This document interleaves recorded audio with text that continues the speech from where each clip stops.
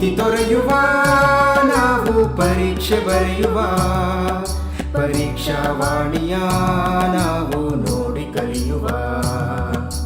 ಖಾಲಿ ಜಾಗ ಭರ್ತಿ ಮಾಡಿ ಹೊಂದಿಸಿ ಬರೆದು ಲೆಕ್ಕ ಮಾಡಿ ಚಿತ್ರ ಬರೆದು ಭಾಗವ ಹೆಸರಿಸಿ ಎಲ್ಲ ಪ್ರಶ್ನೆಗೂ ಉತ್ತರಿಸಿ. ಪಾಸು ಫೇಲು ಗೆಲುವು ಸೋಲು ಜೀವನ ಎಲ್ಲಕ್ಕಿಂತ ಮಿಗಿಲು. ಅಂಕಗಳೆಂದರೆ ಮೇಲಿನ ತೊಗಟೆ, ವಿದ್ಯೆ ಅದರ ಒಳಗಿನ ತಿರುಳು.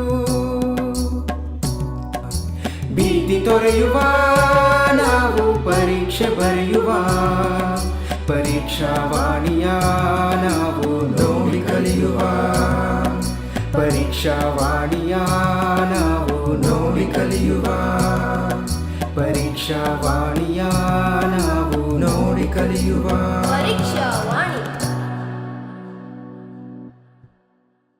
ಪ್ರೀತಿಯ ವಿದ್ಯಾರ್ಥಿಗಳೇ, ಸಮಾಜ ವಿಜ್ಞಾನ ವಿಷಯದ ಮಾದರಿ ಪ್ರಶ್ನೆ ಪತ್ರಿಕೆ ವಿಶ್ಲೇಷಣೆ ಈ ಕಾರ್ಯಕ್ರಮಕ್ಕೆ ನಿಮಗೆಲ್ಲರಿಗೂ ಸ್ವಾಗತ.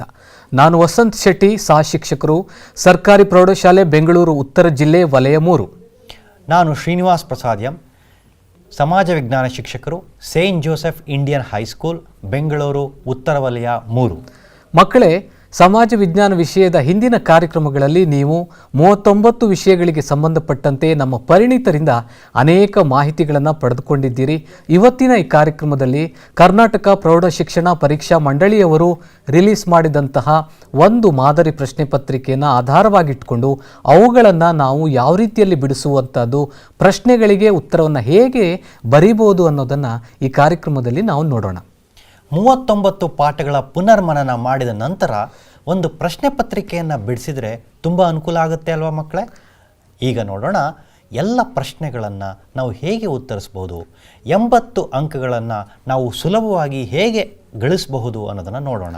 ಶ್ರೀನಿವಾಸ್ ಸರ್, ಸಾಮಾನ್ಯವಾಗಿ ಮಕ್ಕಳು ಪರೀಕ್ಷೆ ಅಂದ ತಕ್ಷಣ ಚೆನ್ನಾಗಿ ಅವರು ಪೂರ್ವ ಸಿದ್ಧತೆಯನ್ನು ಮಾಡ್ಕೊಂಡಿರ್ತಾರೆ. ಆದರೆ ತರಗತಿಗೆ ಹೋದಂಥ ಸನ್ನಿವೇಶದಲ್ಲಿ, ಆ ಪರೀಕ್ಷೆಯ ಕೊಠಡಿಗೆ ಹೋದಂಥ ಸನ್ನಿವೇಶದಲ್ಲಿ ಆ ಪ್ರಶ್ನೆಗಳಿಗೆ ಹೇಗೆ ಉತ್ತರವನ್ನು ಸುಲಭವಾಗಿ ಬರಿಬೇಕು ಅನ್ನೋದು ಗೊತ್ತಾಗಲ್ಲ. ಅದರಲ್ಲೂ ವಿಶೇಷವಾಗಿ ನಮ್ಮ ಸಮಾಜ ವಿಜ್ಞಾನ ವಿಷಯದಲ್ಲಿ ಪ್ರಶ್ನೆಗಳಿಗೆ ಉತ್ತರಿಸುವಂಥ ರೀತಿ ಏನಿದೆ ಅದು ಭಿನ್ನವಾಗಿದೆ. ಆ ಎಲ್ಲ ತಂತ್ರಗಳನ್ನು ನಾವು ಮಕ್ಕಳಿಗೆ ಈ ಒಂದು ಕಾರ್ಯಕ್ರಮದಲ್ಲಿ ಹೇಳ್ಕೊಡ್ಬೇಕಾಗಿದೆ. ಹೌದು ವಸಂತ್ ಸರ್, ನೋಡಿ, ಪ್ರಶ್ನೆಗಳನ್ನು ನಾವು ಓದುವಾಗ ಬಹಳ ಆತರದಿಂದ ಓದುವಂತಹ ಅವಶ್ಯಕತೆ ಇರೋದಿಲ್ಲ. ಪ್ರಶ್ನೆಗಳನ್ನು ಸರಿಯಾಗಿ ಮನದಟ್ಟು ಮಾಡ್ಕೊಳ್ಬೇಕು. ಪ್ರಶ್ನೆಯಲ್ಲಿ ಯಾವ ಉತ್ತರವನ್ನು ನಿಮ್ಮಿಂದ ಬಯಸ್ತಾ ಇದ್ದಾರೆ ಅನ್ನೋದನ್ನು ನೀವು ಅರ್ಥ ಮಾಡಿಕೊಂಡ್ರೆ ಬಹುಶಃ ಉತ್ತರ ಅರ್ಧಕ್ಕರ್ಧ ಹೊಳೆದ ಹಾಗೆ ಅಂತ ನಾನು ಭಾವಿಸ್ತೇನೆ. ಅದರಿಂದ ಪ್ರಶ್ನೆ ಪತ್ರಿಕೆಯ ಮಾದರಿಯ ಬಗ್ಗೆ ನಿಮಗೆ ಪರಿಚಯ ಇರಬೇಕು. ಒಂದು 4-6 ಪ್ರಶ್ನೆ ಪತ್ರಿಕೆಗಳನ್ನು ಪರೀಕ್ಷೆಗೆ ಮುಂಚೆಯೇ ನೀವು ಉತ್ತರಿಸಿದರೆ ಬಹಳ ಉತ್ತಮ. ಹಾಗೂ ಪ್ರಶ್ನೆ ಉತ್ತರವನ್ನು ಬರೆಯುವಾಗ, ಒಂದು ಪ್ರಶ್ನೆಗೆ ಉತ್ತರವನ್ನು ಬರೆಯುವಾಗ ಎಷ್ಟು ಉತ್ತರವನ್ನು ಬರೀಬೇಕು ಅನ್ನೋ ಒಂದು ಮನದಟ್ಟು ನಿಮಗೆ ಇರಬೇಕು ಅಂತ ನಾನು ಹೇಳ್ತಾ ಇದ್ದೇನೆ. ಪ್ರೀತಿಯ ವಿದ್ಯಾರ್ಥಿಗಳೇ, ಈಗಾಗಲೇ ನಮ್ಮ ಕರ್ನಾಟಕ ಪ್ರೌಢ ಶಿಕ್ಷಣ ಪರೀಕ್ಷಾ ಮಂಡಳಿಯವರು 2 ಮಾದರಿ ಪ್ರಶ್ನೆ ಪತ್ರಿಕೆಗಳನ್ನು ತಮ್ಮ ವೆಬ್ಸೈಟಲ್ಲಿ ಅವರು ರಿಲೀಸ್ ಮಾಡಿದ್ದಾರೆ. ಅದನ್ನು ನೀವು ಮಾದರಿಯಾಗಿ ಇಟ್ಕೊಂಡು ಪರೀಕ್ಷೆಗೆ ಸಿದ್ಧತೆಯನ್ನು ನಡೆಸ್ಬೋದು. ಈಗ ನಾವು ಒಂದು ಮಾದರಿ ಪ್ರಶ್ನೆ ಪತ್ರಿಕೆಯನ್ನು ನಿಮ್ಮ ಮುಂದೆ ತೋರಿಸ್ತಾ ಇದ್ದೀವಿ ನೋಡಿ. ಖಂಡಿತ ನಿಮ್ಮ ಮುಂದೆ ಒಂದು ಪ್ರಶ್ನೆ ಪತ್ರಿಕೆಯನ್ನು ನಾವು ತೋರಿಸ್ತಾ ಇದ್ದೇವೆ. ಈ ಪ್ರಶ್ನೆ ಪತ್ರಿಕೆಯಲ್ಲಿ ನಿಮಗೆ ಈಗಾಗಲೇ ಗೊತ್ತಿರೋ ಹಾಗೆ 1 ಮಾರ್ಕಿನ ಅಥವಾ 1 ಅಂಕದ 8 ಪ್ರಶ್ನೆಗಳು ಬಹು ಆಯ್ಕೆ ಪ್ರಶ್ನೆಗಳಿರ್ತವೆ. ಅದೇ ರೀತಿ 1 ಅಂಕಕ್ಕೆ 8 ಪ್ರಶ್ನೆಗಳು 1 ಪದ ಅಥವಾ 1 ವಾಕ್ಯದ ಉತ್ತರವಿರ್ತಕ್ಕಂತಹ ಪ್ರಶ್ನೆಗಳಿರ್ತವೆ. ಅದೇ ರೀತಿ 2 ಅಂಕದ ಪ್ರಶ್ನೆಗಳು ಸುಮಾರು 8 ಪ್ರಶ್ನೆಗಳಿರ್ತವೆ. ಹಾಗೂ ಅದರಲ್ಲಿ ಆಯ್ಕೆಯೂ ಸಹ ಇರುತ್ತೆ. ಯಾವುದಾದರೂ ಒಂದು ಪ್ರಶ್ನೆಗೆ ನೀವು ಅಲ್ಲಿ ಆಯ್ಕೆಯನ್ನೂ ಸಹ ಹೊಂದಿರ್ತೀರಿ. ಇಲ್ಲಿ ಬಹು ಆಯ್ಕೆಯ ಪ್ರಶ್ನೆಗಳನ್ನು ನಾವು ನೋಡೋದಾದರೆ MCQ ಪ್ರಶ್ನೆಗಳು ಅಂತ ನಾವೇನು ಕರಿತೀವಿ, ಮಕ್ಕಳು ಉತ್ತರವನ್ನು ಬರೆಯುವುದರ ಜೊತೆಗೆ ಆ ಒಂದು ಇನ್ಸ್ಟ್ರಕ್ಷನನ್ನು ಆರಂಭದಲ್ಲೇ ನಿಮಗೆ ಕೊಟ್ಟಿರ್ತಾರೆ. ಏನು ಇನ್ಸ್ಟ್ರಕ್ಷನು? ಸೂಕ್ತವಾದಂಥ ಉತ್ತರವನ್ನು ನೀವು ಆರಿಸಬೇಕು. ಉತ್ತರದ ಜೊತೆಗೆ ಉತ್ತರದ ಕ್ರಮಾಕ್ಷರಗಳೊಂದಿಗೆ ಪೂರ್ಣ ಉತ್ತರವನ್ನು ಬರಿಬೇಕಾಗತ್ತೆ. ಬಹುತೇಕ ಸಂದರ್ಭದಲ್ಲಿ ನಮ್ಮ ಮಕ್ಕಳು ಕೇವಲ A ಅಂತ ಬರೆಯೋದು ಅಥವಾ B ಅಂತ ಬರೆಯೋದನ್ನು ಮಾಡ್ತಾರೆ. ಹಾಗೆ ಮಾಡಬಾರ್ದು. ಬದಲಾಗಿ ಕ್ರಮಾಕ್ಷರನೂ ಬರಿಬೇಕು. ಕ್ರಮಾಕ್ಷರದ ಪಕ್ಕದಲ್ಲೇ ಸರಿಯಾದಂಥ ಉತ್ತರವನ್ನು ಬರಿಬೇಕು ಮಕ್ಕಳು. ಉದಾಹರಣೆಗೆ ಯಾವುದೋ ಒಂದು ಪ್ರಶ್ನೆಗೆ ಈಗ ಉದಾಹರಣೆಗೆ ಮಾರ್ಚ್ 15 ಅಂತ ಉತ್ತರ ಇರುತ್ತೆ ಅಂತ ಇಟ್ಕೊಳ್ಳೋಣ. ಮಾರ್ಚ್ 15ರ ಆ ಒಂದು ಆಯ್ಕೆಯ ಆ ಒಂದು ಕ್ರಮಾಕ್ಷರ ಸಿ ಅಂತಲೋ ಬಿ ಅಂತಲೋ ಇದ್ದರೆ ಬಿ ಅಂತ ಬರೆದು ಮಾರ್ಚ್ 15 ಅಂತ ಹೇಳಿ ಉತ್ತರಿಸಬೇಕು ಅಂಥೇಳಿ ನಿಮಗೆ ಈಗಾಗಲೇ ಪೂರ್ವಸಿದ್ಧತಾ ಪರೀಕ್ಷೆಯಲ್ಲಿ ಅಭ್ಯಾಸ ಮಾಡಿರ್ತೀರಿ. ಅದನ್ನು ಗಮನಿಸ್ಕೊಂಡ್ರೆ ತುಂಬ ಒಳ್ಳೆಯದು. ನಮ್ಮ ಸಮಾಜ ವಿಜ್ಞಾನ ವಿಷಯದಲ್ಲಿ 8 ಮಲ್ಟಿಪಲ್ ಚಾಯ್ಸ್ ಕ್ವಶನ್ ಅಥವಾ ಬಹು ಆಯ್ಕೆಯ ಪ್ರಶ್ನೆಗಳಿರುತ್ತೆ. ಮಕ್ಕಳಿಗೆ ಈ ಒಂದು ವಿಭಾಗ ಏನಿದೆ ಬಹಳ ಸುಲಭವಾಗಿ ಉತ್ತರವನ್ನು ಪಡೆದುಕೊಳ್ಳುವಂಥ ಒಂದು ಭಾಗವಾಗಿದೆ. ಈ ಒಂದು ಮತ್ತೆ ಬೇರೆ 2 ಅಂಕ 3 ಅಂಕ ಮತ್ತು 4 ಅಂಕದ ಪ್ರಶ್ನೆಗಳಿಗೆ ಹೋಲಿಸಿದರೆ ಇಲ್ಲಿ ಮಕ್ಕಳು ಎಚ್ಚರಿಕೆ ನಡೆಯನ್ನು ಇಡಬೇಕಾಗುತ್ತೆ. ಯಾಕಂದರೆ ನಿಮ್ಮ ಉತ್ತರ ತಪ್ಪಾಗಿದ್ದರೆ ಅದಕ್ಕೆ ಯಾವುದೇ ರೀತಿಯಾದಂತಹ ಅಂಕ ಸಿಗೋದಿಲ್ಲ. ಹಾಗಾಗಿ MCQ ಅಥವಾ ಬಹು ಆಯ್ಕೆ ಪ್ರಶ್ನೆಗಳಿಗೆ 8 ಪ್ರಶ್ನೆಗಳೇನಿದೆ ಅವುಗಳಿಗೆ ಉತ್ತರವನ್ನು ನೀಡುವಂಥ ಸಂದರ್ಭದಲ್ಲಿ ನೀವು ಬಹಳ ಕೇರ್ಫುಲ್ ಆಗಿ ನೋಡಿಕೊಂಡು ಪ್ರಶ್ನೆಯನ್ನು ಸರಿಯಾಗಿ ಅರ್ಥ ಮಾಡಿಕೊಂಡು ಉತ್ತರವನ್ನು ಬರಿಬೇಕಾಗುತ್ತೆ. ಒಂದು ವಾಕ್ಯದ ಪ್ರಶ್ನೆಗಳಿಗೆ ಬಂದಾಗ ನಮ್ಮ ಮಕ್ಕಳು ಪ್ರತಿಯೊಂದು ಪ್ರಶ್ನೆಗೂ ಒಂದೊಂದು ವಾಕ್ಯದಲ್ಲೇ ಉತ್ತರವನ್ನು ಬರಿಬೇಕಾಗುತ್ತೆ. ಕೆಲವೊಂದು ಸಂದರ್ಭದಲ್ಲಿ ಒಂದು ವಾಕ್ಯಕ್ಕಿಂತನೂ ಹೆಚ್ಚು ಉತ್ತರಗಳಿರ್ಬೋದು. ಅಂಥ ಸಂದರ್ಭದಲ್ಲಿ ನೀವು ಆ ಒಂದು ರೀತಿಯಾಗಿ ಉತ್ತರಗಳನ್ನು ಬರಿಬೋದು. ಆದರೆ ಹೆಚ್ಚಾಗಿ 2ನೇ ಮೇನ್ ಏನಿದೆ ಇದರಲ್ಲಿ ಕೇಳುವಂಥ ಎಲ್ಲ 8 ಪ್ರಶ್ನೆಗಳಿಗೆ ಒಂದು ವಾಕ್ಯದ ಉತ್ತರಗಳನ್ನು ಅವುಗಳು ನಿರೀಕ್ಷಿಸ್ತವೆ ಅನ್ನೋದನ್ನು ಮಕ್ಕಳಲ್ಲಿ ಗಮನಿಸಬೇಕಾಗುತ್ತೆ. ಹೌದು, ಈ ಆಯ್ಕೆಗಳನ್ನು ನಾವು ಆಯ್ಕೆ ಮಾಡಿಕೊಳ್ಳುವಾಗ, ಆಯ್ಕೆ ಪ್ರಶ್ನೆಗಳನ್ನು ನಾವು ಆಯ್ಕೆ ಮಾಡಿಕೊಳ್ಳುವಾಗ ಯಾವ ಪ್ರಶ್ನೆಗೆ ನಮಗೆ ನಿಖರವಾಗಿ ಕನಿಷ್ಠ 4 ಅಂಶಗಳು ನಮಗೆ ಗೊತ್ತಿರುತ್ತೋ ಅಂತಹ ಪ್ರಶ್ನೆಯನ್ನು ಆಯ್ಕೆ ಮಾಡ್ಕೊಳ್ತಕ್ಕಂಥದ್ದು ಜಾಣತನ ಅಂಥೇಳಿ ನಾವು ಭಾವಿಸ್ತೇವೆ. ಇಲ್ಲಿ ಕನಿಷ್ಠ 4 ಅಂಶಗಳಿರಬೇಕಾಗುತ್ತೆ. ಕೆಲವು ಮಕ್ಕಳು ಉತ್ತರ ಗೊತ್ತಿರುತ್ತೆ, 4 ಅಂಶ ಬರೆದ್ರೆ ಅಷ್ಟೇ ಸಾಕು ಅಂತ ಸುಮ್ಮನಿರ್ತಾರೆ. ಬರೇ 4 ಅಂಶಗಳಲ್ಲ, ಕನಿಷ್ಠ 4 ಅಂಶಗಳಿರಬೇಕು. 4ಕ್ಕಿಂತ ಹೆಚ್ಚು ಅಂಶಗಳನ್ನು ಬರೆದ್ರೆ ನಿಮಗೂ ಸಹ ಒಳ್ಳೆಯದು. ಜೊತೆಗೆ ನೀವು ಸ್ಕ್ರೀನ್ ಮೇಲೆ ಕಾಣ್ತಾ ಇದ್ದೀರಿ 8 ಪ್ರಶ್ನೆಗಳಲ್ಲಿ 2 ಪ್ರಶ್ನೆಗಳಿಗೆ ಮಾತ್ರ ಆಯ್ಕೆಯನ್ನು ನೀಡಲಾಗಿದೆ. ಪ್ರಶ್ನೆ ಸಂಖ್ಯೆ 20 ಮತ್ತು ಪ್ರಶ್ನೆ ಸಂಖ್ಯೆ 21. ಇವೆರಡರಲ್ಲೂ ನೀವು ಏನು ಗಮನಿಸ್ತಾ ಇದ್ದೀರಿ ಅಂದರೆ ರಾಜ್ಯಶಾಸ್ತ್ರ ಮತ್ತು ಸಮಾಜಶಾಸ್ತ್ರ. ಹಾಗಾಗಿ 3ನೇ ಮೇನ್ ಅಥವಾ 2 ಅಂಕಗಳ ಪ್ರಶ್ನೆಗಳು ಎಲ್ಲಿ ಬರುತ್ತೋ ಅಲ್ಲಿ 2 ಆಯ್ಕೆಗಳಿರುತ್ತೆ. ಆ ಆಯ್ಕೆಗಳು ರಾಜ್ಯಶಾಸ್ತ್ರ ಮತ್ತು ಸಮಾಜಶಾಸ್ತ್ರದ ನಡುವೆ ಇರುತ್ತೆ ಅನ್ನೋದನ್ನು ನಮ್ಮ ಮಕ್ಕಳಲ್ಲಿ ಗಮನಿಸಬೇಕಾಗತ್ತೆ. ಹೌದು, ಈಗ 3 ಅಂಕದ ಪ್ರಶ್ನೆಗಳಿಗೆ ಹೋಗೋಣ. 3 ಅಂಕದ ಪ್ರಶ್ನೆಗಳಿಗೆ ನಾವು ನೋಡುವಾಗ ಒಟ್ಟು 9 ಪ್ರಶ್ನೆಗಳಿಗೆ ನಮ್ಮ ವಿದ್ಯಾರ್ಥಿಗಳು ಉತ್ತರವನ್ನು ಬರೀಬೇಕಾಗ್ತದೆ. ಈ 9 ಪ್ರಶ್ನೆಗಳಿಗೆ ಕೆಲವೊಂದು ಆಯ್ಕೆಗಳನ್ನು ಕೊಟ್ಟಿದ್ದಾರೆ. ನೀವು ಈಗ TV ಸ್ಕ್ರೀನ್ ಮೇಲೆ ನೋಡ್ತಾ ಇದ್ದೀರಿ, ಹೌದಲ್ವಾ? ಅಥವಾ ಅಂತ ಹೇಳಿರ್ತಕ್ಕಂತಹ ಪ್ರಶ್ನೆಗಳು, ಕೆಲವೊಂದು ಪ್ರಶ್ನೆಗಳಿಗೆ ಅಥವಾ ಆಯ್ಕೆ ಪ್ರಶ್ನೆಗಳನ್ನು ನಾವು ಕೊಟ್ಟಿದ್ದೇವೆ. ಆ ಆಯ್ಕೆ ಪ್ರಶ್ನೆಗಳನ್ನು ಸಹ ಆರಿಸಿಕೊಳ್ಳುವಾಗ ಯಾವ ಪ್ರಶ್ನೆಗೆ ಕನಿಷ್ಠ 6 ಅಂಶಗಳು ನಿಮಗೆ ಕರಾರುವಕ್ಕಾಗಿ ಗೊತ್ತಿದೆಯೋ ಅಂತಹ ಪ್ರಶ್ನೆಗಳನ್ನು ಆಯ್ಕೆ ಮಾಡಿಕೊಳ್ತಕ್ಕಂಥದ್ದು ಉಚಿತ ಜಾಣತನ ಅಂಥೇಳಿ ನಾವು ಕರಿತೇವೆ. ಯಾಕಂದರೆ ಈ 9 ಪ್ರಶ್ನೆಗಳಿಗೆ ನೀವು ಉತ್ತರವನ್ನು ಬರೆಯುವಾಗ ಗಮನಿಸಬೇಕು, 27 ಅಂಕಗಳು. ಎಷ್ಟು? 27 ಅಂಕಗಳು ನಿಮಗೆ ಸಿಗ್ತದೆ. ಅದರಿಂದ ಪ್ರತಿ ಪ್ರಶ್ನೆಯನ್ನು ಆಯ್ಕೆ ಮಾಡಿಕೊಳ್ಳುವಾಗ ಯಾವ ಪ್ರಶ್ನೆಗೆ ನಿಖರವಾಗಿ ಕರಾರುವಕ್ಕಾಗಿ ನಿಮಗೆ ಗೊತ್ತಿರ್ತದೋ ಅಂತಹ ಪ್ರಶ್ನೆಗಳನ್ನೇ ಆಯ್ಕೆ ಮಾಡಿಕೊಳ್ಳಿ. ಈಗ 4 ಅಂಕದ ಪ್ರಶ್ನೆಗಳಿಗೆ ನಾವು ಹೋದಾಗ ನಮಗೆ ಒಟ್ಟು 16 ಅಂಕಗಳನ್ನು ಇಲ್ಲಿ ಕೊಡಲಾಗಿದೆ. ಅಂದರೆ ನಮ್ಮ ಮಕ್ಕಳು 4 ಪ್ರಶ್ನೆಗಳಿಗೆ ಇಲ್ಲಿ ಉತ್ತರವನ್ನು ಬರೆಯಬೇಕಾಗ್ತದೆ. ಆದರೆ ಆ 4 ಪ್ರಶ್ನೆಗಳಲ್ಲಿ 1 ಪ್ರಶ್ನೆಗೆ ಮಾತ್ರ ಆಯ್ಕೆಯನ್ನು ಕೊಟ್ಟಿರ್ತಾರೆ. ಆ ಆಯ್ಕೆ ಯಾವುದಕ್ಕೆ ಕೊಟ್ಟಿರ್ತಾರೆ ಅಂತಂದರೆ ಇತಿಹಾಸದ ವಿಭಾಗದಲ್ಲಿ ಕೊಟ್ಟಿರ್ತಾರೆ. ಅದನ್ನು ನೀವು ಗಮನಿಸ್ಕೊಂಡು ಯಾವ ಪ್ರಶ್ನೆಗೆ ಕನಿಷ್ಠ 8 ಅಂಶಗಳು ಇದೆಯೋ ಗಮನ ಕೊಡಿ. 3 ಮಾರ್ಕಿನ ಪ್ರಶ್ನೆಗೆ ಕನಿಷ್ಠ 6 ಅಂಶಗಳು, 4 ಮಾರ್ಕಿನ ಪ್ರಶ್ನೆಗೆ ಕನಿಷ್ಠ 8 ಅಂಕಗಳನ್ನು ಮಕ್ಕಳು ಬರೀಬೇಕಾಗ್ತದೆ. ನಕಾಶೆಯ ಪ್ರಶ್ನೆಗಳಿಗೆ ಬಂದರೆ ಮಕ್ಕಳಿಗೆ ಈ ಒಂದು ವಿಭಾಗ ಏನಿದೆ ಇದು ಸುಲಭವಾಗಿ ಅಂಕಗಳನ್ನು ಗಳಿಸುವಂಥ ವಿಭಾಗವಾಗಿದೆ. ಹೌದು, ನಕಾಶೆಯ ಪ್ರಶ್ನೆಗಳು ನಾವು ಕೇಳುವಂಥದ್ದು ಅದು ಭೂಗೋಳಶಾಸ್ತ್ರದಿಂದ ಮಾತ್ರ ನಕಾಶೆಗೆ ಸಂಬಂಧಪಟ್ಟಂಥ ಪ್ರಶ್ನೆಗಳನ್ನು ಕೇಳಲಾಗುತ್ತೆ. ಇಲ್ಲಿ 1 ಅಂಕ ಮಕ್ಕಳು ನಕ್ಷೆಗಳನ್ನು ಬರೆಯೋದಕ್ಕಿರುತ್ತೆ. ಉಳಿದ 4 ಅಂಕಗಳು ಅಲ್ಲಿ ನೀಡಿರುವಂಥ ಪ್ರದೇಶಗಳಿರ್ಬೋದು, ಸ್ವಾಭಾವಿಕ ವಿಭಾಗಗಳಿರ್ಬೋದು, ನದಿಗಳಿರ್ಬೋದು, ಅದನ್ನು ಮಕ್ಕಳು ನಕಾಶೆ ಮೇಲೆ ಬರೆದ್ರೆ ಅವರಿಗೆ 4 ಅಂಕಗಳು ಸುಲಭವಾಗಿ ಸಿಗುತ್ತೆ. ಈಗಾಗಲೇ ನಮ್ಮ ಮಕ್ಕಳಿಗೆ ಸಮಾಜ ವಿಜ್ಞಾನ ವಿಷಯದಲ್ಲಿ 1 ಅಂಕ ಸಿಕ್ಕಿ ಆಗಿದೆ.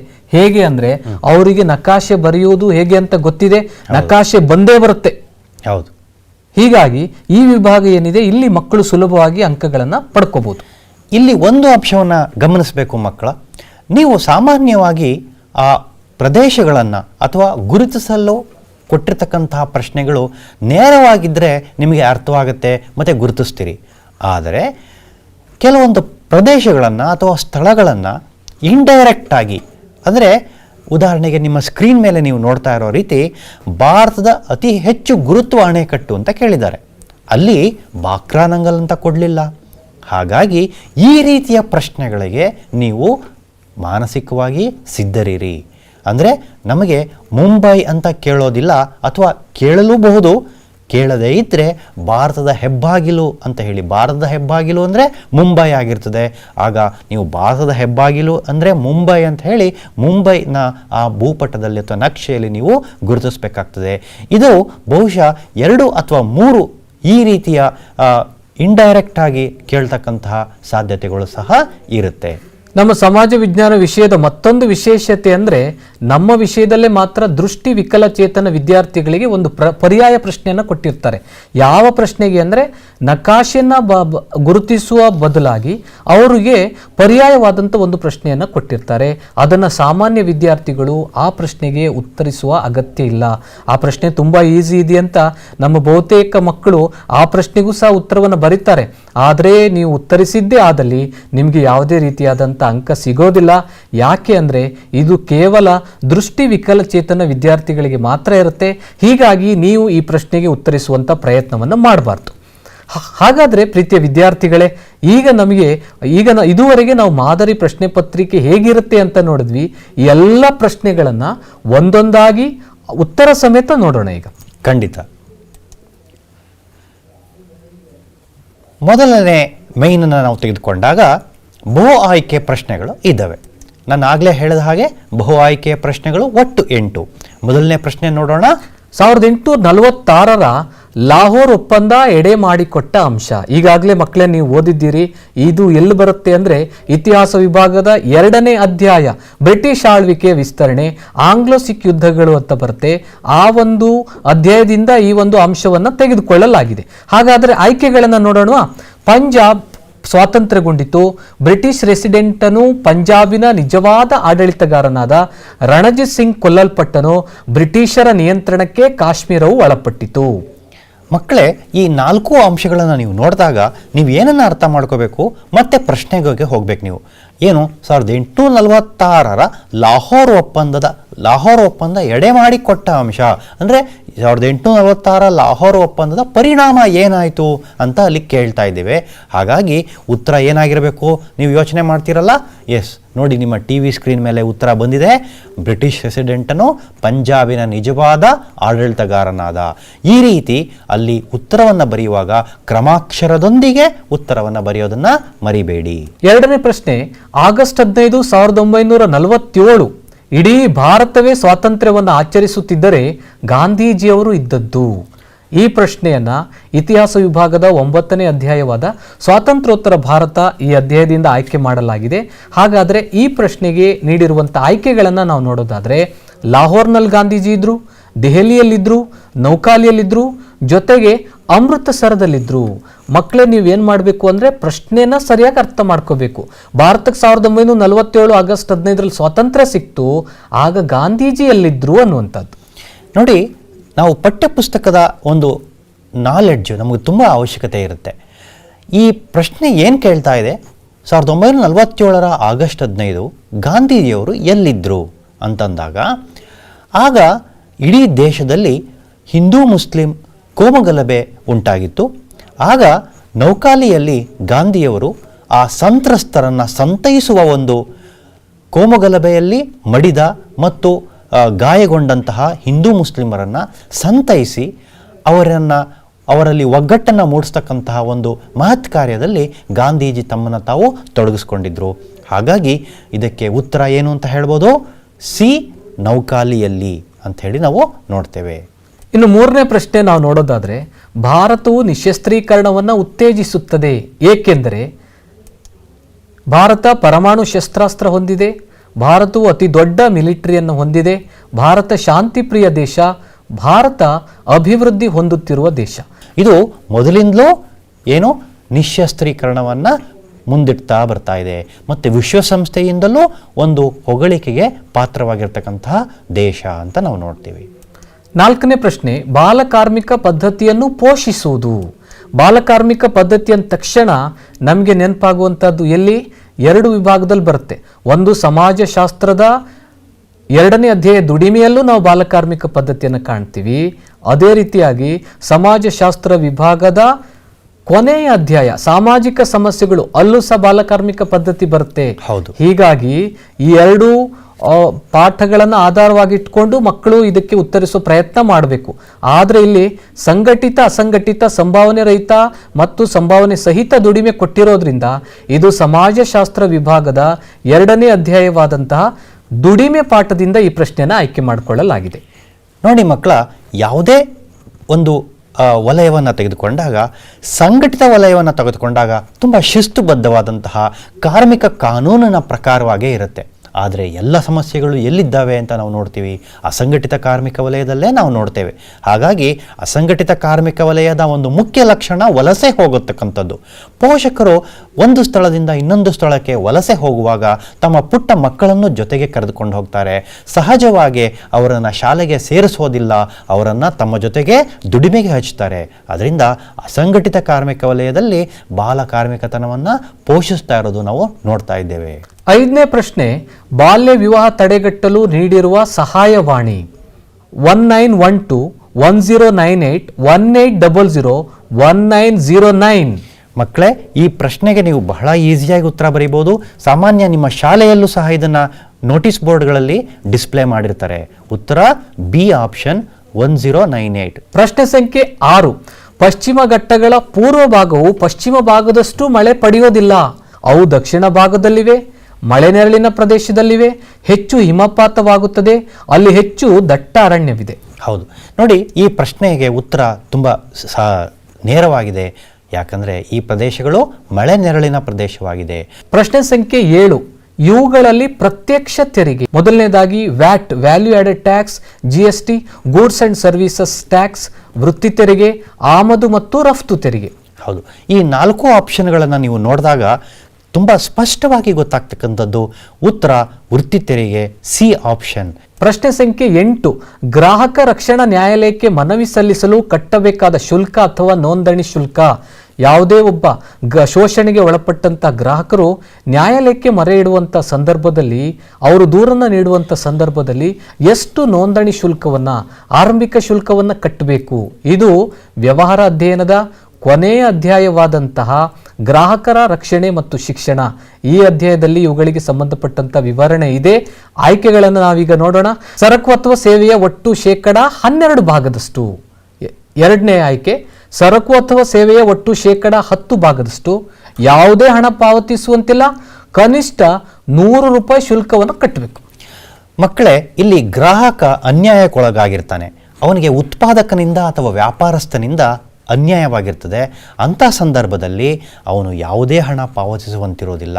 ಸಿ ಆಪ್ಷನ್, ಯಾವುದೇ ಹಣ ಪಾವತಿಸುವುದಿಲ್ಲ ಅಂತಕ್ಕಂಥದ್ದು ಸರಿಯಾದ ಉತ್ತರ. 2ನೇ ಮೇನನ್ನು ನೋಡ್ತಾ ಇದ್ದೀವಿ. ಈ ಪ್ರಶ್ನೆಗಳಿಗೆ ಪ್ರತಿಯೊಂದಕ್ಕೂ ಒಂದೊಂದು ವಾಕ್ಯದಲ್ಲಿ ಉತ್ತರ ಬರೆಯಿರಿ. 8 ಪ್ರಶ್ನೆಗಳಿರುತ್ತೆ, ಪ್ರತಿಯೊಂದಕ್ಕೂ ಒಂದೊಂದು ಅಂಕಗಳು. ಹಾಗಾದರೆ ಪ್ರಶ್ನೆ ಸಂಖ್ಯೆ 9 ನೋಡೋಣ.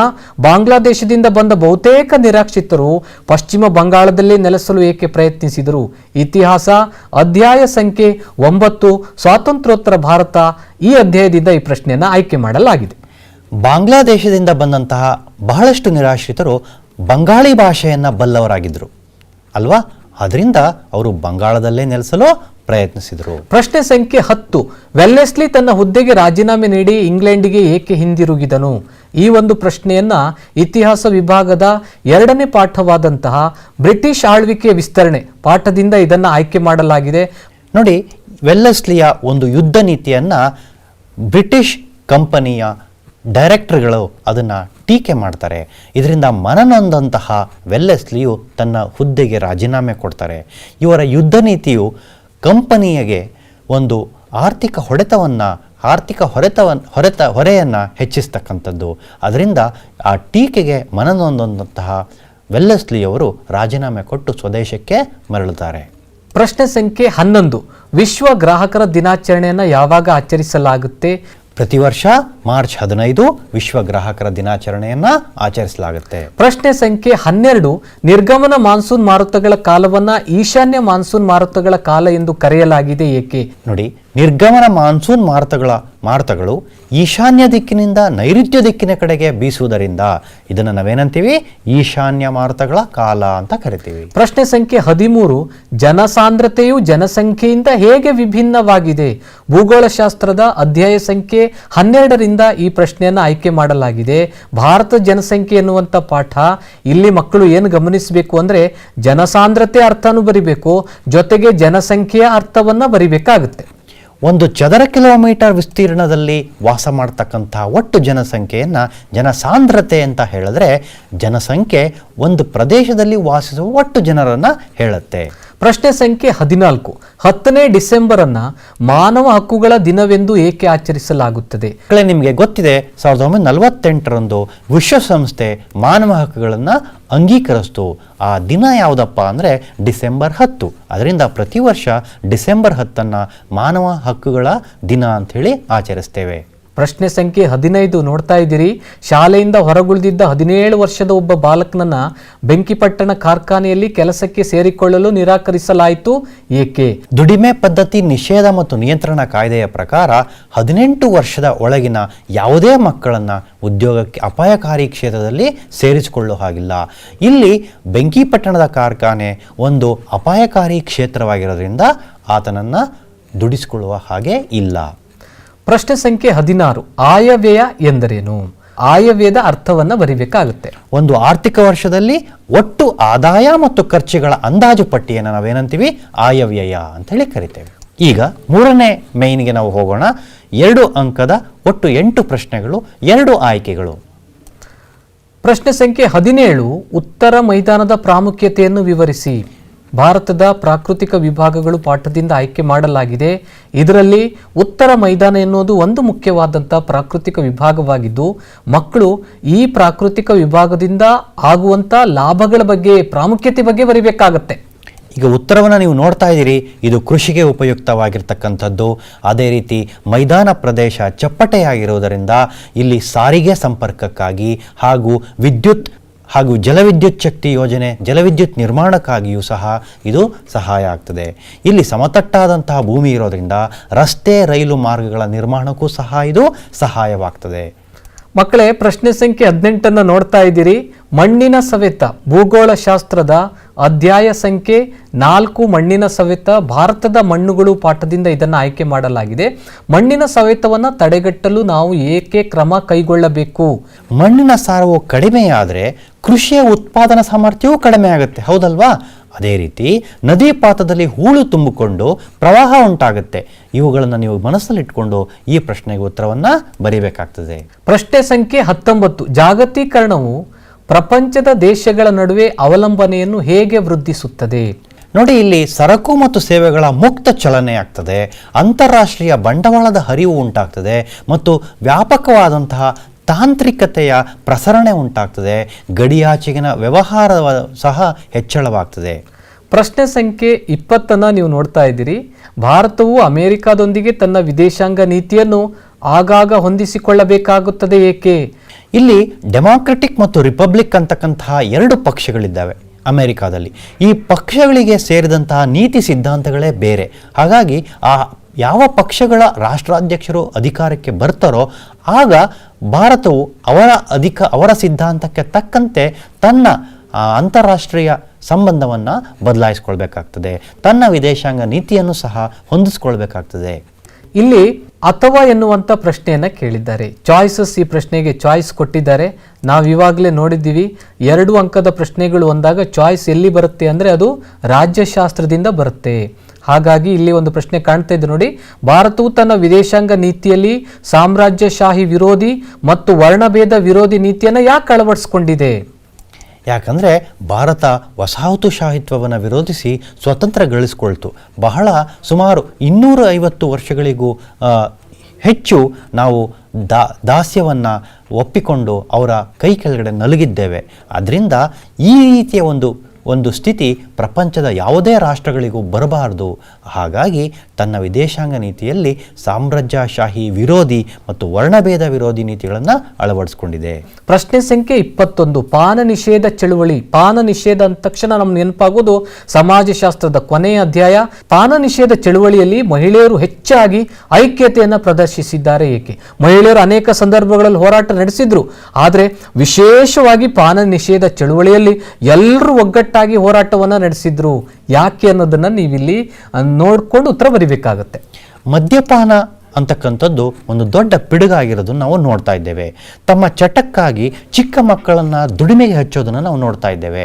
ಅದಲ್ಲದೆ ತಾವು ಗಳಿಸ್ತಕ್ಕಂತಹ ಅತ್ಯಲ್ಪ ದುಡಿಮೆಯನ್ನು ಸಹ ಈ ಕುಡಿತದ ಚಟಕ್ಕೆ ಹಾಕ್ತಾ ಇರ್ತಕ್ಕಂಥದ್ದನ್ನು ನಾವು ನೋಡ್ತಾ ಇದ್ದೇವೆ. ಅದರಿಂದ ಇದಕ್ಕೆ ಒಂದು ಮಹಿಳೆಯರು, ಇಡೀ ರಾಜ್ಯದ ಮಹಿಳೆಯರು ಒಟ್ಟಾಗಿ ತಮ್ಮ ಐಕ್ಯತೆಯನ್ನು ಇಲ್ಲಿ ಪ್ರದರ್ಶಿಸಿ ಮಹಿಳೆಯರೇ ಹುಟ್ಟುಹಾಕಿದಂತಹ ಈ ಚಳುವಳಿ ತುಂಬ ಯಶಸ್ವಿಯಾಗಿದೆ ಮತ್ತು ಪಾನ ನಿಷೇಧ ಚಳುವಳಿಯಲ್ಲಿ ಮಹಿಳೆಯರು ಸಕ್ರಿಯರಾಗಿ ಭಾಗವಹಿಸಿ ತಮ್ಮ ಐಕ್ಯತೆಯನ್ನು ಪ್ರದರ್ಶಿಸಿದ್ದಾರೆ ಅಂತ ಹೇಳ್ಬೋದು. ಪ್ರಶ್ನೆ ಸಂಖ್ಯೆ 21ಕ್ಕೆ ಆಯ್ಕೆಯನ್ನು ನೀಡಲಾಗಿದೆ. ಈ ಆಯ್ಕೆಯನ್ನು ಸಮಾಜಶಾಸ್ತ್ರದಿಂದ ನೀಡಲಾಗಿದೆ. ಅಸ್ಪೃಶ್ಯರಿಗೆ ಆಸ್ತಿ ಮತ್ತು ರಾಜಕೀಯ ಹಕ್ಕುಗಳನ್ನು ಏಕೆ ನಿರಾಕರಿಸಲಾಯಿತು? ಈ ಅಂಶಗಳು ಕಂಡುಬರೋದು ಸಮಾಜಶಾಸ್ತ್ರದ ಮೊದಲನೇ ಅಧ್ಯಾಯ, ಸಾಮಾಜಿಕ ಸ್ತರವಿನ್ಯಾಸ. ಸಾಂಪ್ರದಾಯಿಕವಾಗಿ ಅಸ್ಪೃಶ್ಯರು ಪ್ರಮುಖ ಆರ್ಥಿಕ ಚಟುವಟಿಕೆಗಳನ್ನು ಮತ್ತು ಆಸ್ತಿಯ ಒಡೆತನದ ಹಕ್ಕನ್ನು ಹೊಂದಿರಲಿಲ್ಲ. ಅವತ್ತು ವರ್ಣಾಶ್ರಮದ ಆಧಾರದ ಮೇಲೆ ಜಾತಿಯನ್ನು ವಿಭಾಗ ಮಾಡಲಾಗಿತ್ತು. ಹಾಗೆಯೇ ಜಾತಿಯನ್ನು ಹುಟ್ಟಿನ ಮೇಲೆ ಹೇಗೆ ನಿರ್ಧಾರ ಮಾಡಲಾಗಿತ್ತು, ಹಾಗೆಯೇ ಈ ಅಸ್ಪೃಶ್ಯರನ್ನು ಸ್ವಯಂ ಆಸ್ತಿಯನ್ನು ಹೊಂದಿರದಂತೆ ಅಥವಾ ಭೂಮಿಯನ್ನು ಹೊಂದಿರದಂತೆ ಅವರನ್ನು ತಡೆ ಹಿಡಿಯಲಾಗಿತ್ತು. ಹಾಗೂ ಅವರನ್ನು ಸಾಂಪ್ರದಾಯಿಕ ಆಡಳಿತ ವ್ಯವಸ್ಥೆಯಲ್ಲೂ ಅವರಿಗೆ ಪ್ರವೇಶವಿರಲಿಲ್ಲ ಮತ್ತು ರಾಜಕೀಯ ಆಸ್ತಿ ಹಕ್ಕುಗಳನ್ನು ನಿರಾಕರಿಸಲಾಗಿತ್ತು. ಪ್ರಶ್ನೆ ಸಂಖ್ಯೆ 22, ರಾಷ್ಟ್ರೀಯ ಆದಾಯವು ಒಂದು ದೇಶದ ಅಭಿವೃದ್ಧಿಯ ನೈಜ ಪ್ರತೀಕವಲ್ಲ. ರಾಷ್ಟ್ರೀಯ ಆದಾಯ ಅಂದಾಗ ನಮ್ಮ ಮಕ್ಕಳು ನೆನಪು ಮಾಡಿಕೊಳ್ಳುವಂಥದ್ದು ಅರ್ಥಶಾಸ್ತ್ರದ ಮೊದಲನೇ ಅಧ್ಯಾಯ, ಅಭಿವೃದ್ಧಿ. ನೋಡಿ, ರಾಷ್ಟ್ರೀಯ ವರಮಾನ ಜೊತೆಗೆ ಜನಸಂಖ್ಯೆ ಹೆಚ್ಚಳವೂ ಕಂಡು ಬಂದರೆ ಅದು ಆರ್ಥಿಕ ಪ್ರಗತಿಯ ವಾಸ್ತವ ಚಿತ್ರಣ ನೀಡೋದಿಲ್ಲ ಅನ್ನೋದನ್ನು ನಾವು ಹೇಳ್ತೀವಿ. ಮತ್ತು ಒಂದು ರಾಷ್ಟ್ರೀಯ ಆದಾಯ ವರಮಾನದ ಒಂದು ಜನಸಂಖ್ಯೆಗಳುಳ್ಳ ರಾಷ್ಟ್ರದ ಅಭಿವೃದ್ಧಿಯ ಹೋಲಿಕೆ ಮಾಡುವುದಕ್ಕೆ ರಾಷ್ಟ್ರೀಯ ವರಮಾನ ಸೂಕ್ತವಾಗೋದಿಲ್ಲ ಅನ್ನೋದನ್ನು ನಾವು ಹೇಳ್ತೀವಿ. ಇಲ್ಲಿ ರಾಷ್ಟ್ರೀಯ ಆದಾಯ ಅಂತಂದಾಗ ನಾವು ಒಟ್ಟಾರೆ ಜನರ ಒಟ್ಟು ಆದಾಯವನ್ನು ನಾವು ತೆಗೆದುಕೊಳ್ತೀವಿ. ಅಲ್ಲಿ ಶಿಕ್ಷಣದ ಮಟ್ಟವನ್ನು ತೆಗೆದುಕೊಳ್ಳೋದಿಲ್ಲ, ಪೌಷ್ಟಿಕಾಂಶಗಳ ಲಭ್ಯತೆಯನ್ನು ತೆಗೆದುಕೊಳ್ಳೋದಿಲ್ಲ, ವಸತಿಯನ್ನು ಸಹ ತೆಗೆದುಕೊಳ್ಳೋದಿಲ್ಲ. ಅದರಿಂದ ಅದು ನೈಜ ಅಭಿವೃದ್ಧಿಯ ಮಾಪಕ ಅಲ್ಲ ಅಂತ ನಾವು ಹೇಳ್ತೇವೆ. ಪ್ರಶ್ನೆ ಸಂಖ್ಯೆ 23, ಶೀತಲ ಯುದ್ಧವು ಉಸಿರುಗಟ್ಟಿಸುವಂತಹ ಸ್ಥಿತಿಯನ್ನು ಉಂಟು ಮಾಡಿ ಸ್ಪಷ್ಟೀಕರಿಸಿ. ಶೀತಲ ಯುದ್ಧ ಅಂದಾಗ ನಮಗೆ ನೆನಪಾಗ್ತಕ್ಕಂಥದ್ದು 20ನೇ ಶತಮಾನದ ರಾಜಕೀಯ ಆಯಾಮಗಳು. ಈ ಅಧ್ಯಾಯದಲ್ಲಿ ನಾವು ಶೀತಲ ಸಮರದ ಅರ್ಥ ಮತ್ತು ಈ ಶೀತಲ ಸಮರ ಯಾರ ನಡುವೆ ಉಂಟಾಯಿತು ಅನ್ನೋದನ್ನು ನೋಡಿದ್ವಿ. ಇಲ್ಲಿ ಪ್ರಶ್ನೆ ಏನು ಕೇಳಿದ್ದಾರೆ ಅಂದರೆ ಶೀತಲ ಸಮರದಿಂದ ಉಂಟಾದಂಥ ಪರಿಸ್ಥಿತಿಗಳು, ಆದರೆ ಎಂಥ ಪರಿಸ್ಥಿತಿಗಳು? ಉಸಿರು ಕಟ್ಟುವಂಥ ಪರಿಸ್ಥಿತಿ. ಆ ಅಂಶಗಳನ್ನು ನಮ್ಮ ಮಕ್ಕಳಲ್ಲಿ ಬರಿಬೇಕಾಗುತ್ತೆ. ಶೀತಲ ಸಮರದಿಂದಾಗಿ ಎರಡು ಬಣಗಳ ನಡುವೆ ನಡೆದಂತಹ ಶಸ್ತ್ರಾಸ್ತ್ರ ಪೈಪೋಟಿಯನ್ನು ಮತ್ತು ಮಿಲಿಟರಿ ಕೂಟಗಳು ರಚನೆಯಾದಂಥದ್ದನ್ನು ನೀವು ಬರೀಬೇಕಾಗ್ತದೆ. ಬೃಹತ್ ಯುದ್ಧಾಸ್ತ್ರಗಳು, ಕೈಗಾರಿಕೆಗಳು ಅದು ಹೇಗೆ ನಾಶವಾಯಿತು, ಕೈಗಾರಿಕೆಗಳ ನಾಶ ಹೇಗೆ ಆಯಿತು, ಅಣ್ವಸ್ತ್ರ ಪೈಪೋಟಿ ಹೇಗೆ ಹೆಚ್ಚಿತು ಅನ್ನೋದನ್ನು ನೀವು ಬರೀಬೇಕಾಗ್ತದೆ. ಪ್ರಶ್ನೆ ಸಂಖ್ಯೆ 24, ಮೂರನೇ ಕರ್ನಾಟಕ ಯುದ್ಧದ ಫಲಿತಾಂಶಗಳೇನು? ಇಲ್ಲಿ ಈ ಫ್ರೆಂಚರು ತಮ್ಮ ಕೋಟೆಗಳನ್ನು, ವ್ಯಾಪಾರ ಕೋಟೆಗಳನ್ನು ಕಳೆದುಕೊಳ್ತಾರೆ. ಪ್ಯಾರಿಸ್ ಒಪ್ಪಂದದ ಪ್ರಕಾರ ಪಾಂಡಿಚೇರಿಯನ್ನು ಫ್ರೆಂಚರಿಗೆ ನೀಡಲಾಗುತ್ತೆ. ಇದರಲ್ಲಿ ಇಂಗ್ಲಿಷರು ತಮ್ಮ ಪ್ರಾಬಲ್ಯವನ್ನು ಮೆರೀತಾರೆ ಅನ್ನೋದನ್ನು ನಾವು ನೋಡ್ತೇವೆ. ಹೀಗೆ ಮಕ್ಕಳೇ, 3ನೇ ಮೇನಲ್ಲಿ ನಾವು ಒಟ್ಟು 8 ಪ್ರಶ್ನೆಗಳನ್ನು ನೋಡಿದ್ವಿ. 2 ಅಂಕದ ಪ್ರಶ್ನೆಗಳು, ಅವುಗಳಲ್ಲಿ 2 ಪ್ರಶ್ನೆಗಳಿಗೆ ಮಾತ್ರ ಆಯ್ಕೆಗಳಿರ್ತವೆ. ಹೀಗಾಗಿ ಈ ಮೇನಲ್ಲಿ ಇರುವಂಥ 8 ಪ್ರಶ್ನೆಗಳಿಗೆ ಉತ್ತರಿಸುವಂಥ ಸಂದರ್ಭದಲ್ಲಿ ನೀವು ಕನಿಷ್ಠ 4 ಅಂಶಗಳನ್ನು ಬರೀಲೇಬೇಕಾಗುತ್ತೆ. 4ನೇ ಮೇನನ್ನು ನೋಡ್ತಾ ಇದ್ದೀವಿ. ಈ ಪ್ರತಿಯೊಂದು ಪ್ರಶ್ನೆಗಳಿಗೆ 6 ವಾಕ್ಯಗಳಲ್ಲಿ ಉತ್ತರಿಸಿ. ಹಾಗಾದರೆ ಪ್ರಶ್ನೆಗಳನ್ನು ನೋಡೋಣ. ಪ್ರಶ್ನೆ ಸಂಖ್ಯೆ 25, ಭಾರತದಲ್ಲಿ ಬ್ರಿಟಿಷ್ ಭೂಕಂದಾಯ ಪದ್ಧತಿಯಿಂದ ಉಂಟಾದಂಥ ಪರಿಣಾಮಗಳೇನು? ಹೌದು, ಆ 3 ಪದ್ಧತಿಯನ್ನು ನೀವು ಸಂಯುಕ್ತವಾಗಿ ಒಂದು ಬರಿಬೇಕಾಗ್ತದೆ. ಆದ್ದರಿಂದ ಹೇಗೆ ಜನರ ಶೋಷಣೆ ಆಯಿತು, ಜಮೀನ್ದಾರರು ನಮ್ಮ ರೈತಾಪಿ ವರ್ಗವನ್ನು ಹೇಗೆ ಸಂಕಷ್ಟಕ್ಕೆ ಈಡು ಮಾಡಿದ್ರು, ಭೂಮಿ ಮಾರಾಟದ ವಸ್ತುವಾಗಿದ್ದು ಹೇಗೆ, ಮತ್ತು ಜನರು ಹಣವಾದ ಸಾಲವನ್ನು ತೀರಿಸುವಾಗ ಯಾವ್ಯಾವ ರೀತಿಯ ಕಷ್ಟವನ್ನು ಪಟ್ಟರು ಅದೆಲ್ಲವನ್ನು ನೀವು ಇಲ್ಲಿ ಬರೀಬೇಕಾಗ್ತದೆ. ಹೇಗೆ ಕೃಷಿ ಕ್ಷೇತ್ರ ವಾಣಿಜ್ಯೀಕರಣಗೊಳ್ತು, ಹೇಗೆ ಕೈಗಾರಿಕೀಕರಣದಿಂದ ನಮ್ಮ ಜನರು ಆರ್ಥಿಕ ಸಂಕಷ್ಟಕ್ಕೆ ಈಡಾದರು ಅನ್ನೋದನ್ನು ಸಹ ನೀವು ಬರೀಬೇಕಾಗ್ತದೆ. ಅಥವಾ ಆಯ್ಕೆಯನ್ನು ಕೊಟ್ಟಿದ್ದಾರೆ, ಆಯ್ಕೆ ನೋಡೋಣ. ದೊಂಡಿಯವಾಗ ಆಂಗ್ಲರ ವಿರುದ್ಧ ದಂಗೆ ಏಳಲು ಕಾರಣವಾದ ಸನ್ನಿವೇಶಗಳೇನು? ಟಿಪ್ಪುವಿನ ನಂತರ ಶಿವಮೊಗ್ಗ, ಶಿಕಾರಿಪುರ, ಬಿದನೂರು ಈ ಭಾಗಗಳಲ್ಲಿ ಸೈನ್ಯವನ್ನು ಸಂಘಟಿಸಿ ಪಾಳೆಗಾರರ ಸಹಾಯದಿಂದ ಬ್ರಿಟಿಷರ ವಿರುದ್ಧ ಬಂಡಾಯದ ಬಾವುಟವನ್ನು ಹಾರಿಸಿದಂತಹ ದೋಂಡಿಯನ ಬಗ್ಗೆ ಬರಿಬೇಕಾಗ್ತದೆ. 26ನೇ ಪ್ರಶ್ನೆಯನ್ನ ನೀವು ನೋಡ್ತಾ ಇದ್ದೀರಿ. ಶ್ರೀ ನಾರಾಯಣ ಗುರು ಅವರನ್ನ ಒಬ್ಬ ಪ್ರಮುಖ ಸಾಮಾಜಿಕ ಸುಧಾರಕ ಎಂದು ಏಕೆ ಪರಿಗಣಿಸಲಾಗಿದೆ? ಈ ಪ್ರಶ್ನೆಯನ್ನ ಇತಿಹಾಸ ವಿಭಾಗದ 5ನೇ ಅಧ್ಯಾಯವಾದ ಸಾಮಾಜಿಕ ಮತ್ತು ಧಾರ್ಮಿಕ ಸುಧಾರಣಾ ಚಳುವಳಿಗಳು ಪಾಠದಿಂದ ಆಯ್ಕೆ ಮಾಡಲಾಗಿದೆ. ಶ್ರೀನಾರಾಯಣ ಗುರು ಅವರು ಆರಂಭಿಸಿದಂತಹ ಶ್ರೀನಾರಾಯಣ ಗುರು ಧರ್ಮ ಪರಿಪಾಲನಾ ಯೋಗಂ, ಇದನ್ನು ನೀವು ಈ ಸಂದರ್ಭದಲ್ಲಿ ನೆನಪು ಮಾಡಿಕೊಂಡು ಅವರು ಪ್ರತಿಪಾದಿಸಿದಂತಹ ಸುಧಾರಣೆಗಳನ್ನು ಬರೀಬೇಕು. ಒಂದು ದೇವರು, ಒಂದು ಧರ್ಮ, ಒಂದು ಜಾತಿ ಅಂತ ಹೇಳ್ತಕ್ಕಂತಹ ಈ ನಾರಾಯಣ ಗುರುರವರ ತತ್ವಗಳನ್ನು ಹಾಗೂ ವೈಕಂ ಚಳುವಳಿಯನ್ನು ನೀವು ಇಲ್ಲಿ ಬರೀಬೇಕಾಗ್ತದೆ. ಅದಲ್ಲದೆ ಶಿಕ್ಷಣ ಮಾರ್ಗ ಒಂದೇ ಎಲ್ಲ ಸಮಸ್ಯೆಗಳಿಗೆ ಪರಿಹಾರ ಅಂತ ಹೇಳ್ತಕ್ಕಂಥದ್ದನ್ನು ನೀವು ಬರೀಬೇಕಾಗ್ತದೆ. ಮಕ್ಕಳೇ, ಪ್ರಶ್ನೆ ಸಂಖ್ಯೆ 27 ನೋಡ್ತಾ ಇದ್ದೀರಿ. 1857ರ ದಂಗೆಯ ವಿಫಲತೆಗೆ ಕಾರಣಗಳು. ಬಹಳ ಸುಲಭವಾದಂಥ ಪ್ರಶ್ನೆ ಇದು. ಇತಿಹಾಸ ವಿಭಾಗದ 6ನೇ ಅಧ್ಯಾಯ ಭಾರತದ ಪ್ರಥಮ ಸ್ವಾತಂತ್ರ್ಯ ಸಂಗ್ರಾಮ. ವಿಫಲತೆ ಅಂದಾಗ ನೀವು ಏನು ಬರಿಬೇಕು ಅಂದರೆ, ಭಾರತೀಯರು ಬ್ರಿಟಿಷರ ವಿರುದ್ಧ ಯಾಕೆ ಸೋತ್ರು, ಭಾರತೀಯರ ಸೋಲಿಗೆ ಕಾರಣ ಏನು ಅನ್ನೋದನ್ನ ನೀವಿಲ್ಲಿ ನೆನಪು ಮಾಡ್ಕೊಂಡು ಬರಿಬೇಕು.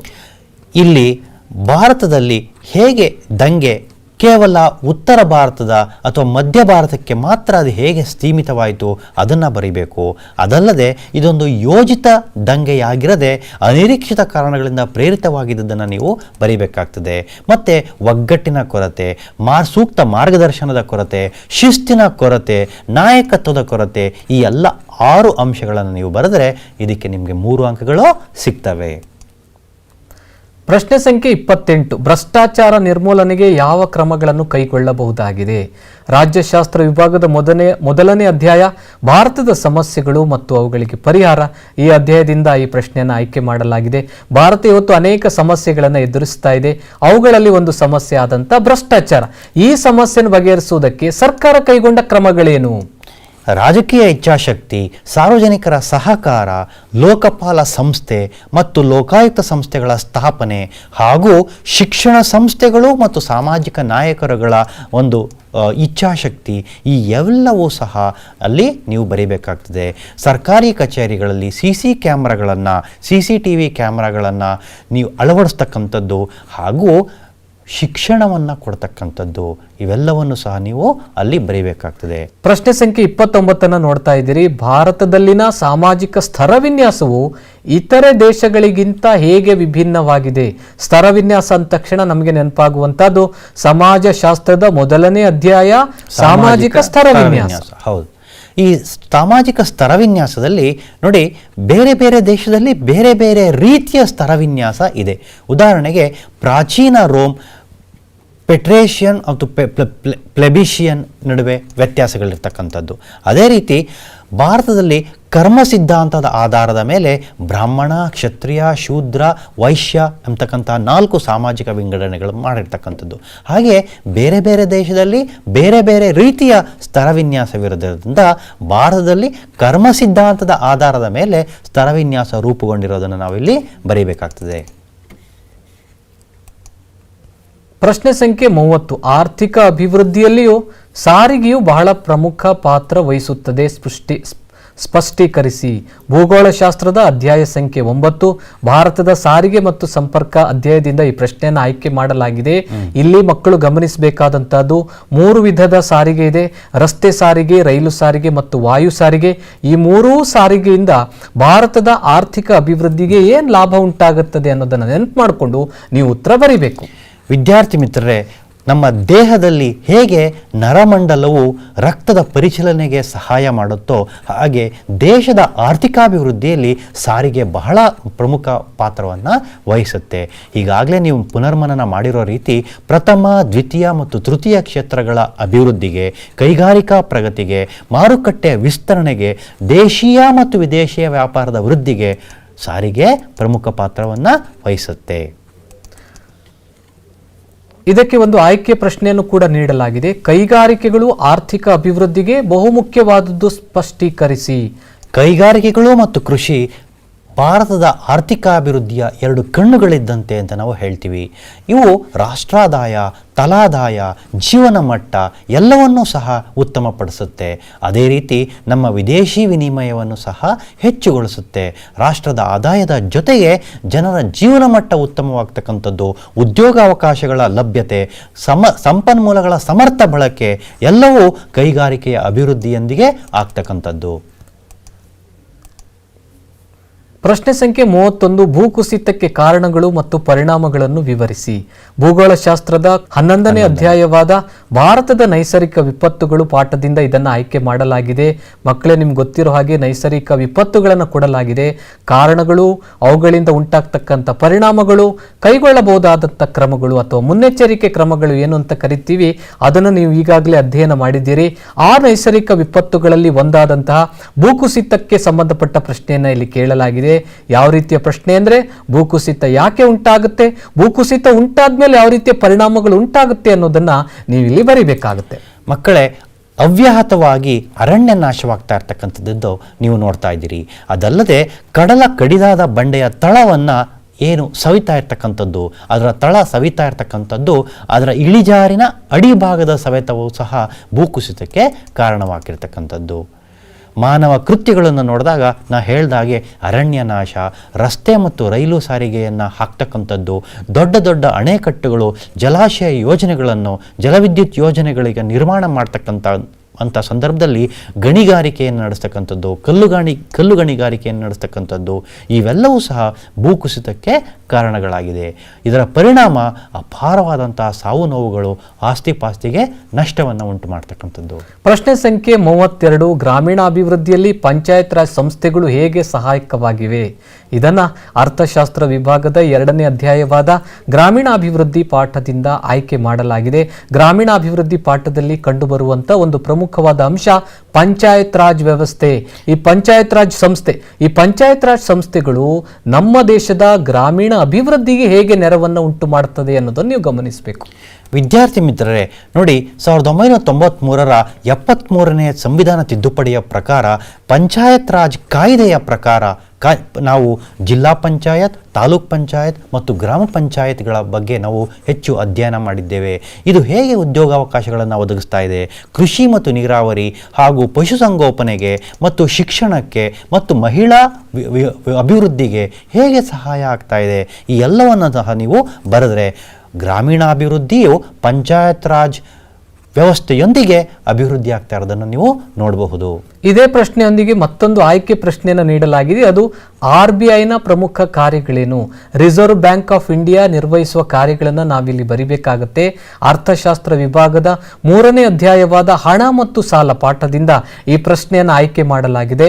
ನೋಟು ಚಲಾವಣೆಯ ಏಕಸ್ವಾಮ್ಯವನ್ನು RBI ಹೊಂದಿರತಕ್ಕಂಥದ್ದು, ಸರ್ಕಾರದ ಬ್ಯಾಂಕ್ ಆಗಿ ಅದಲ್ಲದೆ ಬ್ಯಾಂಕ್ಗಳ ಬ್ಯಾಂಕ್ ಆಗಿಯೂ ಸಹ RBI ಕಾರ್ಯನಿರ್ವಹಿಸ್ತಾ ಇರತಕ್ಕಂಥದ್ದು, ಸಾಲ ಪ್ರಮಾಣದ ನಿಯಂತ್ರಣ ಮತ್ತು ವಿದೇಶಿ ವಿನಿಮಯ ಸಂಗ್ರಹದ ಮೇಲ್ವಿಚಾರಕವಾಗಿ ಹಾಗೂ ರಾಷ್ಟ್ರೀಯ ಸಂದಾಯ ಕೇಂದ್ರವಾಗಿ ಕಾರ್ಯನಿರ್ವಹಿಸ್ತಾ ಇರ್ತಕ್ಕಂಥದ್ದು, ಈ ಎಲ್ಲ ಅಂಶಗಳನ್ನು ನೀವು ಬರೀಬೇಕು. ಪ್ರಶ್ನೆ ಸಂಖ್ಯೆ 33 ನೀವು ನೋಡ್ತಾ ಇದ್ದೀರ ಮಕ್ಕಳೇ. ನಿಶ್ಚಿತ ಠೇವಣಿ ಖಾತೆಯು ಆವೃತ್ತ ಠೇವಣಿ ಖಾತೆಯಿಂದ ಹೇಗೆ ಭಿನ್ನವಾಗಿದೆ? ಈ ಒಂದು ಪ್ರಶ್ನೆಯನ್ನ ವ್ಯವಹಾರ ಅಧ್ಯಯನದ 1ನೇ ಅಧ್ಯಾಯವಾದ ಬ್ಯಾಂಕು ವ್ಯವಹಾರಗಳು ಪಾಠದಿಂದ ಆಯ್ಕೆ ಮಾಡಲಾಗಿದೆ. ನಮ್ಮ ಪಠ್ಯಪುಸ್ತಕದಲ್ಲಿ ಪ್ರಮುಖವಾಗಿ 4 ಖಾತೆಗಳನ್ನು ನೀಡಿದ್ದಾರೆ. ಆ 4 ಖಾತೆಗಳಲ್ಲಿ 2 ಖಾತೆಗಳನ್ನು ನೀವಿಲ್ಲಿ ನೋಡ್ತಾ ಇದ್ದೀರಿ. ಒಂದು ನಿಶ್ಚಿತ ಠೇವಣಿ ಖಾತೆ, ಮತ್ತೊಂದು ಆವರ್ತ ಠೇವಣಿ ಖಾತೆ. ಈ 2 ಖಾತೆಗಳ ನಡುವೆ ಇರ್ತಕ್ಕಂತಹ ವ್ಯತ್ಯಾಸವನ್ನು ನೀವಿಲ್ಲಿ ಬರಿಬೇಕಾಗುತ್ತೆ. ವ್ಯತ್ಯಾಸ ಬರೆಯುವಂಥ ಸಂದರ್ಭದಲ್ಲಿ 2 ಕಾಲಮ್ಗಳನ್ನು ಹಾಕ್ಕೊಂಡು ವ್ಯತ್ಯಾಸಗಳನ್ನು ಪಟ್ಟಿ ಮಾಡ್ತಾ ಹೋಗಬೇಕು. ಈ ನಿಶ್ಚಿತ ಠೇವಣಿ ಖಾತೆಯನ್ನು ನೀವು ಸ್ಕ್ರೀನ್ ಮೇಲೆ ನೋಡ್ತಾ ಇದ್ದೀರಿ. ಈ ಖಾತೆಯಲ್ಲಿ ಠೇವಣಿಯನ್ನು ಒಂದು ನಿಗದಿತ ಅವಧಿಗೆ ನಮ್ಮ ಗ್ರಾಹಕರು, ಬ್ಯಾಂಕಿನ ಗ್ರಾಹಕರು ಇಡ್ತಾರೆ. ಅದೇ ಆವರ್ತ ಠೇವಣಿ ಖಾತೆಗೆ ಬಂದಾಗ ಭವಿಷ್ಯದಲ್ಲಿ ಯಾವುದಾದರೂ ಒಂದು ನಿಗದಿತ ನಿರ್ದಿಷ್ಟ ಸಮಯದಲ್ಲಿ ಹಣವನ್ನು ವಾಪಸ್ ತೆಗೆದುಕೊಳ್ಳಲಿಕ್ಕೆ ಪ್ರತಿ ತಿಂಗಳು ಹಣವನ್ನು ಅವರು ಕಟ್ತಾ ಹೋಗ್ತಾರೆ. ಇದನ್ನು ಆವರ್ತ ಠೇವಣಿ ಖಾತೆ ಅಂತ ಹೇಳಿ ನಾವು ಕರಿತೇವೆ. ಇಲ್ಲಿ ನಿಶ್ಚಿತ ಠೇವಣಿ ಖಾತೆಯಲ್ಲಿ 15 ತಿಂಗಳಿಂದ 10 ವರ್ಷದವರೆಗೆ ನೀವು ಠೇವಣಿಯನ್ನು ಇಡ್ಬೋದು. ಆದರೆ ಆವರ್ತ ಠೇವಣಿ ಖಾತೆಯಲ್ಲಿ ಸಾಮಾನ್ಯವಾಗಿ ಪ್ರತಿ ತಿಂಗಳು ನೀವು ಹಣವನ್ನು ಸಂದಾಯ ಮಾಡಬೇಕಾಗ್ತದೆ. 3 ವರ್ಷ ಅಥವಾ 5 ವರ್ಷ ಆವರ್ತ ಠೇವಣಿಯ ಅವಧಿ ಇದ್ದರೆ ಪ್ರತಿ ತಿಂಗಳು ತಮ್ಮ ಸಂಪಾದನೆಯಲ್ಲಿ ಇಂತಿಷ್ಟು ಹಣ ಅಂತ ಹೇಳಿ ನಿಗದಿತ ದಿನಾಂಕದಂದು ಅದನ್ನು ಕಟ್ತಾ ಹೋಗ್ತಾರೆ. ಅವಧಿ ಮುಗಿದ ನಂತರ ಠೇವಣಿ ಮಾಡಿದ ಹಣದ ಜೊತೆಗೆ ಬಡ್ಡಿಯನ್ನು ಸೇರಿಸಿ ಆವರ್ತ ಠೇವಣಿ ಖಾತೆಯಲ್ಲಿ ಬ್ಯಾಂಕ್ನವರು ಕೊಡ್ತಾರೆ. ಆದರೆ ನಿಶ್ಚಿತ ಠೇವಣಿ ಖಾತೆಯಲ್ಲಿ ಏನಾಗುತ್ತೆ, ಅವಧಿಗೆ ಮುಂಚೆ ಹಣವನ್ನು ಹಿಂದಕ್ಕೆ ಪಡೆಯೋಕ್ಕೆ ಆಗೋದಿಲ್ಲ. ಅಲ್ಲಿ ಕಂಡೀಷನ್ಗಳನ್ನು ಅವರು ಹಾಕಿರ್ತಾರೆ, ಕರಾರುಗಳು ಇರ್ತವೆ. ಮುಂದೆ ನೋಡೋಣ. ಈ ಪ್ರಶ್ನೆಗೆ ಮತ್ತೊಂದು ಆಯ್ಕೆಯ ಪ್ರಶ್ನೆಯನ್ನು ನೀಡಲಾಗಿದೆ. ಉದ್ಯಮಿಯು ಉದ್ದಿಮೆಗಾರಿಕೆಯಿಂದ ಹೇಗೆ ಭಿನ್ನವಾಗಿದೆ? ವ್ಯವಹಾರ ಅಧ್ಯಯನ ವಿಭಾಗದ 2ನೇ ಅಧ್ಯಾಯವಾದ ಉದ್ದಿಮೆಗಾರಿಕೆ ಪಾಠದಿಂದ ಇದನ್ನು ಆಯ್ಕೆ ಮಾಡಲಾಗಿದೆ. ಮಕ್ಕಳೇ, ನೀವಿಲ್ಲಿ 2 ಮುಖ್ಯವಾದಂಥ ಅಂಶಗಳನ್ನು ಗಮನಿಸಬೇಕು. ಮೊದಲನೇದು ಉದ್ಯಮಿ ಪದದ ಅರ್ಥ, ಮತ್ತೊಂದು ಉದ್ಯಮೆಗಾರಿಕೆ ಪದದ ಅರ್ಥ. ಮೇಲ್ನೋಟಕ್ಕೆ ಇವೆರಡು ಒಂದೇ ರೀತಿಯ ಕಂಡು ಬಂದರೂ ಅವುಗಳು ತಮ್ಮದೇ ಆದಂಥ ವಿಭಿನ್ನ ಅರ್ಥವನ್ನು ಹೊಂದಿರ್ತವೆ. ಆ ಅರ್ಥಗಳನ್ನು ನೀವಿಲ್ಲಿ ಬರಿಬೇಕಾಗುತ್ತೆ. ನೋಡಿ ಮಕ್ಕಳೇ, ಉದ್ಯಮಿ ಅಂದ್ರೇನು? ಒಂದು ಹೊಸ ಕಲ್ಪನೆಯನ್ನು ವ್ಯವಹಾರದಲ್ಲಿ ರೂಢಿಗೆ ತರುವವನನ್ನು ನಾವೇನಂತೀವಿ? ಉದ್ಯಮಿ ಅಂತೇವೆ. ಅವನೇನು ಮಾಡ್ತಾನೆ? ಉತ್ಪಾದನಾಂಗಗಳನ್ನು ಒಟ್ಟಿಗೆ ತಂದು ಒಂದು ವಸ್ತುವನ್ನು ಉತ್ಪಾದನೆ ಮಾಡಿ ಮಾರುಕಟ್ಟೆಯಲ್ಲಿ ಮಾರ್ತಾನೆ. ಅವನೇ ಉದ್ಯಮಿ. ಹಾಗಾದರೆ ಉದ್ಯಮಗಾರಿಕೆ ಅಂದ್ರೇನು? ಉದ್ದಿಮೆ ಸ್ಥಾಪಿಸಲು ಕೈಗೊಳ್ಳುವ ಎಲ್ಲ ಪ್ರಕ್ರಿಯೆಗಳನ್ನು ನಾವೇನಂತೀವಿ? ಉದ್ಯಮಗಾರಿಕೆ ಅಂತ ಹೇಳಿ ನಾವು ಕರಿತೇವೆ. ಉದ್ಯಮಿಯು ಯಾವುದಾದರೂ ಒಂದು ಪ್ರತಿಫಲ ಕೊಡುವ ಉದ್ದಿಮೆಯನ್ನು ಸ್ಥಾಪಿಸುವ ಅವಕಾಶಕ್ಕೆ ಅವನು ತನ್ನನ್ನು ತಾನು ತೊಡಗಿಸ್ಕೊಳ್ತಾನೆ. ಉದ್ಯಮಗಾರಿಕೆ ಒಂದು ಸೃಜನಾತ್ಮಕ, ಕ್ರಿಯಾತ್ಮಕವಾದಂತಹ ಮತ್ತು ನಾಯಕತ್ವವನ್ನು ಹೊಂದಿರತಕ್ಕಂತಹ ಒಂದು ಕ್ರಿಯಾಶೀಲವಾದಂತಹ ಒಂದು ಚಟುವಟಿಕೆಯಾಗಿದೆ. ಇಲ್ಲಿ ಬೇರೆಯವರಿಂದ ಕಷ್ಟ ಸಾಧ್ಯವಾದಂತಹ, ಬೇರೆಯವರು ಇದು ಆಗೋದಿಲ್ಲ ಅಂತ ಹೇಳಿ ಕೈ ಚೆಲ್ಲಿ ಕೂತಾಗ ತಾನು ಅದನ್ನು ತೆಗೆದುಕೊಂಡು ಇದು ಯಾಕೆ ಆಗೋದಿಲ್ಲ, ಇದು ಯಾಕೆ ಸಾಧ್ಯ ಆಗೋದಿಲ್ಲ ಅಂತ ಹೇಳಿ ಆ ಅವಕಾಶವನ್ನು ಬಳಸ್ಕೊಂಡು ವಸ್ತುಗಳನ್ನು ಉತ್ಪಾದನೆ ಮಾಡ್ತಾರೆ. ಅವರು ಅದನ್ನು ಉದ್ಯಮಗಾರಿಕೆ ಅಂತ ಹೇಳಿ ಕರಿತೇವೆ. ಮಕ್ಕಳೇ, ಇದುವರೆಗೆ ನಾವು 4ನೇ ಮೇನನ್ನು ನೋಡಿದ್ವಿ. ಇದರಲ್ಲಿ ಮುಖ್ಯವಾಗಿ 9 ಪ್ರಶ್ನೆಗಳಿರ್ತದೆ. ಪ್ರತಿಯೊಂದು ಪ್ರಶ್ನೆಗೂ 3 ಅಂಕಗಳಿರುತ್ತೆ. ಕನಿಷ್ಠ 6 ಅಂಶಗಳನ್ನು ನೀವು ಬರೀಲೇಬೇಕಾಗುತ್ತೆ. ಉತ್ತರವನ್ನು ಬರೆಯುವಂಥ ಸಂದರ್ಭದಲ್ಲಿ ಪ್ರತಿಯೊಂದು ಪಾಯಿಂಟ್ಸ್ ಅಥವಾ ಬುಲೆಟ್ ಪಾಯಿಂಟ್ಸ್ ರೂಪದಲ್ಲಿ ನೀವು ಉತ್ತರ ಬರೀಬೇಕಾಗುತ್ತೆ. ಈಗ ನಾವು 5ನೇ ಮೇನನ್ನು ನೋಡ್ತಾ ಇದ್ದೀವಿ. ಈ ಕೆಳಗಿನ ಪ್ರತಿಯೊಂದು ಪ್ರಶ್ನೆಗೆ 8ರಿಂದ 10 ವಾಕ್ಯಗಳಲ್ಲಿ ಉತ್ತರಿಸಿ. ಪ್ರತಿ ಪ್ರಶ್ನೆಗೆ 4 ಅಂಕಗಳಿರುತ್ತೆ. ಮೊದಲನೇ ಪ್ರಶ್ನೆ, ಭಾರತದಲ್ಲಿ ಭೂ ಬಳಕೆಯ ಅರ್ಥ ಮತ್ತು ವಿಂಗಡಣೆಯನ್ನು ತಿಳಿಸಿ. ಉತ್ತರವನ್ನು ನೋಡೋಣ. ಇಲ್ಲಿ ಮಕ್ಕಳೇ ನೀವು ಗಮನಿಸಬೇಕು, ಮುಖ್ಯವಾಗಿ 2 ಪ್ರಶ್ನೆಗಳಿದೆ. ಒಂದು ಭೂಬಳಕೆ ಅರ್ಥ, ಮತ್ತೊಂದು ವಿಂಗಡಣೆ. ಮೊದಲನೇದಾಗಿ ನೀವು ಏನು ಬರಿಬೇಕು ಅಂದರೆ ಭೂಬಳಕೆ ಅರ್ಥ ಅಂತ ಬರಿಬೇಕಾಗುತ್ತೆ. ಅರಣ್ಯ, ವ್ಯವಸಾಯ, ಹುಲ್ಲುಗಾವಲು ಇತ್ಯಾದಿ ವಿವಿಧ ಉದ್ದೇಶಗಳಿಗಾಗಿ ನಾವು ಭೂಮಿಯನ್ನು ಬಳಕೆ ಮಾಡಿದ್ರೆ ಅದನ್ನು ನಾವು ಭೂಬಳಕೆ ಅಂತ ಕರಿತೀವಿ. ಇನ್ನು ವಿಂಗಡಣೆ ನೋಡೋದಾದರೆ ಭಾರತದಲ್ಲಿ ಭೂಮಿಯನ್ನು ಅನೇಕ ವಿಧಗಳಾಗಿ ವಿಂಗಡಣೆ ಮಾಡಲಾಗಿದೆ. ನಿವ್ವಳಿ ಸಾಗುವಳಿ ಪ್ರದೇಶ, ಅರಣ್ಯ ಪ್ರದೇಶ, ಕೃಷಿಗಾಗಿ ದೊರೆಯದ ಭೂಮಿ, ಪಾಳು ಭೂಮಿ, ಜೊತೆಗೆ ಬಳಕೆಯಾಗದ ಕೃಷಿ ಯೋಗ್ಯ ಭೂಮಿ ನಮ್ಮಲ್ಲಿದೆ. ಕಾಯಂ ಹುಲ್ಲುಗಾವಲು ಮತ್ತು ಇತರ ಗೋಮಾಳಗಳಿವೆ. ಹಾಗೆ ಇತರೆ ಭೂಮಿಯನ್ನು ನಾವು ಕಾಣ್ತೀವಿ. ಹೀಗೆ 7 ಅಂಶಗಳನ್ನು ನೀವು ಇಲ್ಲಿ ಬರಿಬೇಕು. ಇದರ ಜೊತೆಗೆ ಭೂಬಳಕೆಯ ಅರ್ಥವನ್ನು ನೀವು ಕೂಡ ಬರಿಬೇಕಾಗುತ್ತೆ. ಈ ವಿಂಗಡಣೆಯನ್ನು ಬರೆಯುವಂಥ ಸಂದರ್ಭದಲ್ಲಿ ನೀವು ಸಂಖ್ಯೆಯನ್ನು ಕೊಡ್ಬೋದು ಅಥವಾ ಬುಲೆಟ್ ರೂಪದಲ್ಲೂ ಸಹ ನೀವು ಉತ್ತರವನ್ನು, ಬುಲೆಟ್ ಪಾಯಿಂಟ್ಸ್ ರೂಪದಲ್ಲೂ ಸಹ ನೀವು ಉತ್ತರವನ್ನು ಬರಿಬೋದು. ಮುಂದಿನ ಪ್ರಶ್ನೆ ನೋಡೋಣ. ವಿಶ್ವಸಂಸ್ಥೆಯು ಭದ್ರತಾ ಸಮಿತಿಯ ರಚನೆ ಮತ್ತು ಕಾರ್ಯಗಳನ್ನು ತಿಳಿಸಿ ಅಂತ ಹೇಳ್ತಾರೆ. ವಿಶ್ವಸಂಸ್ಥೆಯ ಭದ್ರತಾ ಸಮಿತಿ ಅಂದ ತಕ್ಷಣ ನಮಗೆ ನೆನಪಾಗ್ತಕ್ಕಂಥದ್ದು ರಾಜ್ಯಶಾಸ್ತ್ರದ ಕೊನೆಯ ಅಧ್ಯಾಯ ಜಾಗತಿಕ ಸಂಸ್ಥೆಗಳು ಎನ್ನುವಂಥ ಅಧ್ಯಾಯ. ಜಾಗತಿಕ ಸಂಸ್ಥೆಗಳಲ್ಲಿ ಮಕ್ಕಳೇ ನೀವು ನೋಡಿರ್ತೀರಿ, ಸಾಮಾನ್ಯ ಸಭೆ ಇರ್ಬೋದು, ಭದ್ರತಾ ಸಮಿತಿ ಇರ್ಬೋದು, ಸಾಮಾಜಿಕ ಮತ್ತು ಆರ್ಥಿಕ ಸಮಿತಿ ಇರ್ಬೋದು, ಜೊತೆಗೆ ದತ್ತಿ ಸಮಿತಿ, ಹೀಗೆ 6 ಪ್ರಮುಖವಾದಂತಹ ವಿಶ್ವಸಂಸ್ಥೆಯ ಅಂಗಗಳನ್ನು ನಾವು ನೋಡ್ತೀವಿ. ಅದರಲ್ಲಿ ಪ್ರಬಲವಾದಂಥ ಒಂದು ಸಂಸ್ಥೆ ಅದು ಭದ್ರತಾ ಸಮಿತಿ. ಇಲ್ಲಿ ಗಮನಿಸಿ, ಭದ್ರತಾ ಸಮಿತಿಯ ರಚನೆ ಬಗ್ಗೆ ಕೇಳಿದ್ದಾರೆ, ಜೊತೆಗೆ ಭದ್ರತಾ ಸಮಿತಿಯ ಕಾರ್ಯಗಳನ್ನು ನೀವು ವಿವರಿಸಬೇಕಾಗುತ್ತೆ. 2 ಮುಖ್ಯವಾದಂಥ ಅಂಶಗಳನ್ನು ನೀವು ಗಮನದಲ್ಲಿಟ್ಕೋಬೇಕು. ರಚನೆ ಅಂದಾಗ ಇದನ್ನು ನಾವು ಸಚಿವ ಸಂಪುಟ ಅಂತ ಕರಿತೀವಿ. ಹೀಗಾಗಿ ಇದು ಅತ್ಯಂತ ಪ್ರಬಲವಾದಂಥ ಒಂದು ಅಂಗ. ಇದರಲ್ಲಿ 15 ಸದಸ್ಯರಿರ್ತಾರೆ. ಅದರಲ್ಲಿ ಫ್ರೇಸ್ ಅಂತ ನಾವು ನೆನಪಿಟ್ಕೋಬೇಕು. France, Russia, America, China, England ಇವುಗಳು ಕಾಯಂ ಸದಸ್ಯ ರಾಷ್ಟ್ರಗಳು. ಇವುಗಳಿಗೆ ವೀಟೋ ಅಧಿಕಾರ ಇದೆ. ಉಳಿದ 10 ಮಂದಿ ಸದಸ್ಯರು, 5 ಮಂದಿ ಕಾಯಂ ಸದಸ್ಯರು, ಉಳಿದ 10 ಮಂದಿ ಹಂಗಾಮಿ ಸದಸ್ಯರು ಅಂತ ನಾವು ಅವ್ರನ್ನ ಕರಿತೀವಿ. ಈ ಹಂಗಾಮಿ ಸದಸ್ಯರನ್ನ 2 ವರ್ಷಗಳ ಅವಧಿಗೆ ಸಾಮಾನ್ಯ ಸಭೆ ಆಯ್ಕೆ ಮಾಡುತ್ತೆ. ಇವರು ಪ್ರಪಂಚದ ವಿವಿಧ ಭೌಗೋಳಿಕ ಪ್ರದೇಶಗಳನ್ನು ಪ್ರತಿನಿಧಿಸ್ತಾರೆ. ಇರುವಂತಹದ್ದು ಕೇವಲ ಒಂದೇ ಒಂದು ಮತದಾನದ ಹಕ್ಕು ಇದೆ. ಜೊತೆಗೆ ಕಾಯಂ ಸದಸ್ಯರ ಸಮ್ಮತಿ ಎಲ್ಲ ನಿರ್ಧಾರಕ್ಕೂ ಅವಶ್ಯಕವಾಗಿದೆ. ಇದಿಷ್ಟು ಭದ್ರತಾ ಸಮಿತಿಯ ರಚನೆ. ಆದರೆ ಕಾರ್ಯಗಳನ್ನು ನಾವು ನೋಡ್ತಾ ಹೋದರೆ ವಿಶ್ವದಲ್ಲಿ ಶಾಂತಿ ಸುವ್ಯವಸ್ಥೆಯನ್ನು ಕಾಪಾಡೋದು ಇದರ ಮೊದಲ ಮುಖ್ಯ ಕರ್ತವ್ಯ. ಜೊತೆಗೆ ವಿಶ್ವಸಂಸ್ಥೆ ಶಾಂತಿ ಪಾಲನಾ ಪಡೆಯನ್ನು ಅಂತಾರಾಷ್ಟ್ರೀಯ ಶಾಂತಿ ಹಾಗೂ ಸುವ್ಯವಸ್ಥೆಗೆ ಇದು ಆಗಾಗ ನಿಯೋಜನೆ ಮಾಡ್ತಾನೆ ಇರುತ್ತೆ. ಅಂತಾರಾಷ್ಟ್ರೀಯ ನ್ಯಾಯಾಲಯದ ನ್ಯಾಯಾಧೀಶರನ್ನ ಭದ್ರತಾ ಸಮಿತಿ ನೇಮಕ ಮಾಡುತ್ತೆ. ಜೊತೆಗೆ ವಿಶೇಷವಾಗಿ ವಿಶ್ವಸಂಸ್ಥೆಯ ಮಹಾಕಾರ್ಯದರ್ಶಿ ಉಮೇದುವಾರಿಕೆಗೆ ಹೆಸರನ್ನು ಸೂಚಿಸುವಂಥದ್ದೇ ಭದ್ರತಾ ಸಮಿತಿ. ಈ ಎಲ್ಲ ಕಾರ್ಯಗಳನ್ನು ನೀವು ನೆನಪಿಟ್ಟುಕೊಂಡು ಪಟ್ಟಿ ಮಾಡ್ತಾ ಬರಿಬೇಕಾಗುತ್ತೆ.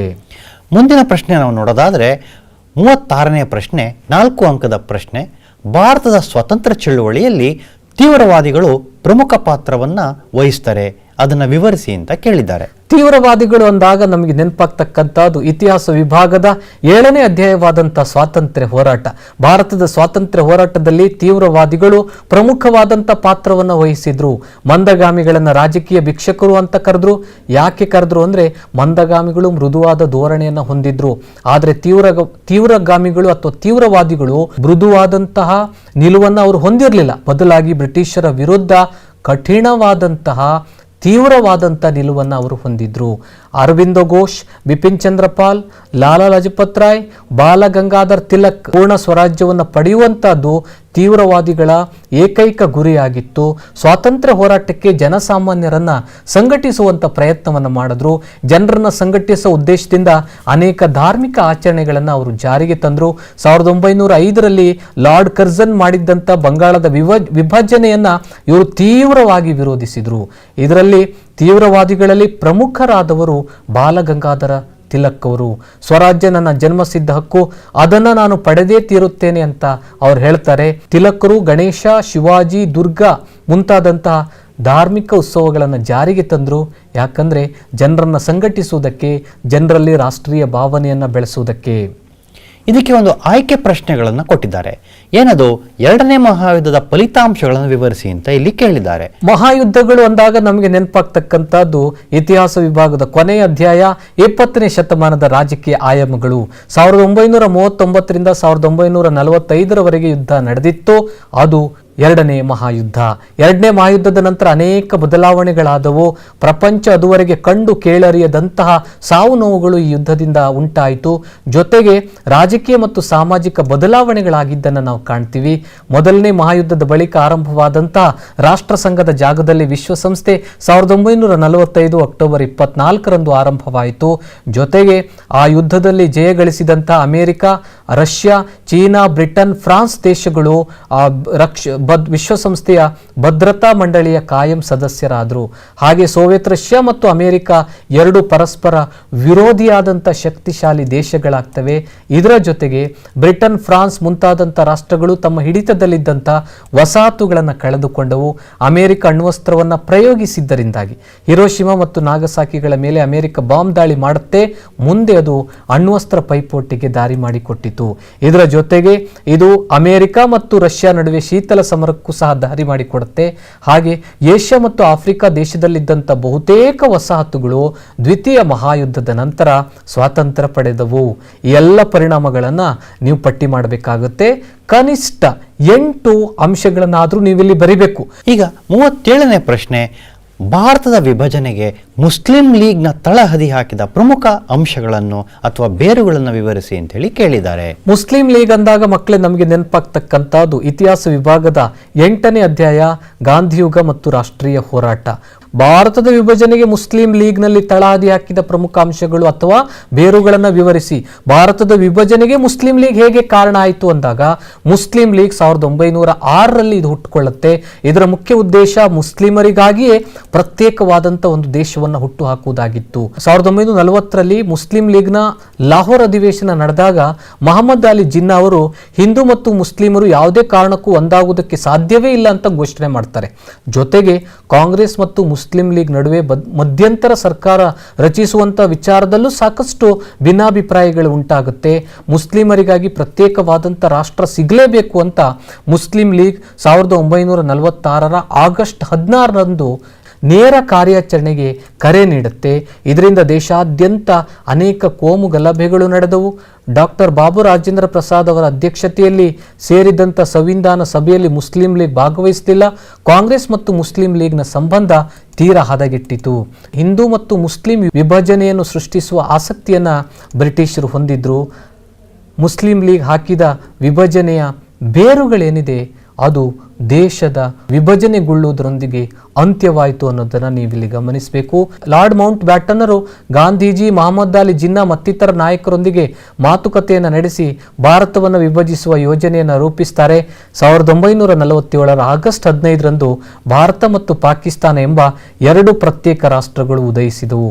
ಮಕ್ಕಳೇ, ಇದುವರೆಗೂ 37 ಪ್ರಶ್ನೆಗಳನ್ನು ನಾವು ನೋಡಿದ್ವಿ. ಈಗ ಕಡೆಯ ಪ್ರಶ್ನೆ 38ನೇ ಪ್ರಶ್ನೆ, ಭಾರತದ ನಕ್ಷೆಯನ್ನು ಬರೆದು ಈ ಕೆಳಗೆ ಕೊಟ್ಟಿರುವ ಸ್ಥಳಗಳನ್ನು ಗುರುತಿಸಿ ಅಂತಕ್ಕಂಥದ್ದು. ನೀವು ಗಮನ ಕೊಡಬೇಕು. ಒಟ್ಟು 5 ಅಂಕಗಳನ್ನು ಹಂಚಿಕೆ ಮಾಡಿದೆ. 1 ಅಂಕ ಭೂಪಟವನ್ನು ಬರೆಯೋದಕ್ಕೆ, 4 ಅಂಕ ಕೊಟ್ಟಿರುವ ಸ್ಥಳಗಳನ್ನು ಕರೆಕ್ಟಾಗಿ ಗುರುತಿಸಲಿಕ್ಕೆ. ಮೊದಲನೇದು ಭಾರತದ ಅತಿ ಹೆಚ್ಚು ಗುರುತ್ವವಾದ ಅಣೆಕಟ್ಟು, ಭಾರತದ ಅತಿ ಉದ್ದವಾದಂತಹ ಅಣೆಕಟ್ಟು, ಭಾರತವನ್ನು ಅರ್ಧದಷ್ಟು ವಿಭಾಗಿಸುವ ಪ್ರಮುಖ ಅಕ್ಷಾಂಶ, ಹಾಗೂ 4ನೆಯದು ಭಾರತದ ಹೆಬ್ಬಾಗಿಲು. ನಕ್ಷೆಯ ವಿಚಾರಕ್ಕೆ ಬಂದಾಗ ಮಕ್ಕಳೇ ನೀವು 2 ರೀತಿಯ ಸಿದ್ಧತೆಗಳನ್ನು ಮಾಡ್ಕೋಬೇಕು. ಪ್ರಶ್ನೆಗಳು ಅಥವಾ ಗುರುತಿಸುವಂಥ ಸ್ಥಳಗಳು ನೇರವಾಗಿ ಇರ್ಬೋದು ಅಥವಾ ಪ್ರತ್ಯಕ್ಷವಾಗಿರ್ಬೋದು ಅಥವಾ ಪರೋಕ್ಷವಾಗಿಯೂ ಇರ್ಬೋದು. ಯಾವುದೇ ಪ್ರಶ್ನೆಗಳನ್ನು ಕೇಳಿದ್ರೂ ಸಹ ನೀವು ಉತ್ತರಿಸುವುದಕ್ಕೆ ಸಮರ್ಥರಿರಬೇಕು. ಮೊದಲನೇದಾಗಿ ನಿಮಗೆ ಹೆಚ್ಚು ಸುಲಭವಾಗಿ ಅಂಕವನ್ನು ತಂದುಕೊಡುವಂಥ ವಿಭಾಗ ಇದು. ಹಾಗಾದರೆ ಭಾರತದ ನಕ್ಷೆಯನ್ನು ಹೇಗೆ ಬಿಡಿಸೋದು ಅಂತ ಈಗ ನೋಡೋಣ. ನೋಡಿ, ಈ ಒಂದು ಹಂತವನ್ನು ನೀವು ಫಾಲೋ ಮಾಡಬೇಕಾಗುತ್ತೆ. ಆ ಮೂಲಕ ಭಾರತದ ನಕಾಶೆಯನ್ನು ಸುಲಭವಾಗಿ ಬಿಡಿಸ್ಬೋದು. ಎಲ್ಲಿಂದ ಸ್ಟಾರ್ಟ್ ಮಾಡ್ತೀರಿ? ಗುಜರಾತ್ನಿಂದ ಪ್ರಾರಂಭಿಸಿ ನೀವು ಕನ್ಯಾಕುಮಾರಿವರೆಗೆ ಬರಬೇಕಾಗುತ್ತೆ. 2ನೇ ಹಂತ ಗಮನಿಸಿ. ಕನ್ಯಾಕುಮಾರಿಯಿಂದ ಆರಂಭವಾಗಿ ಕೋಲ್ಕತ್ತಾ ಇಲ್ಲಿಗೆ ಬರಬೇಕಾಗುತ್ತೆ. ಇದು 2ನೇ ಹಂತ.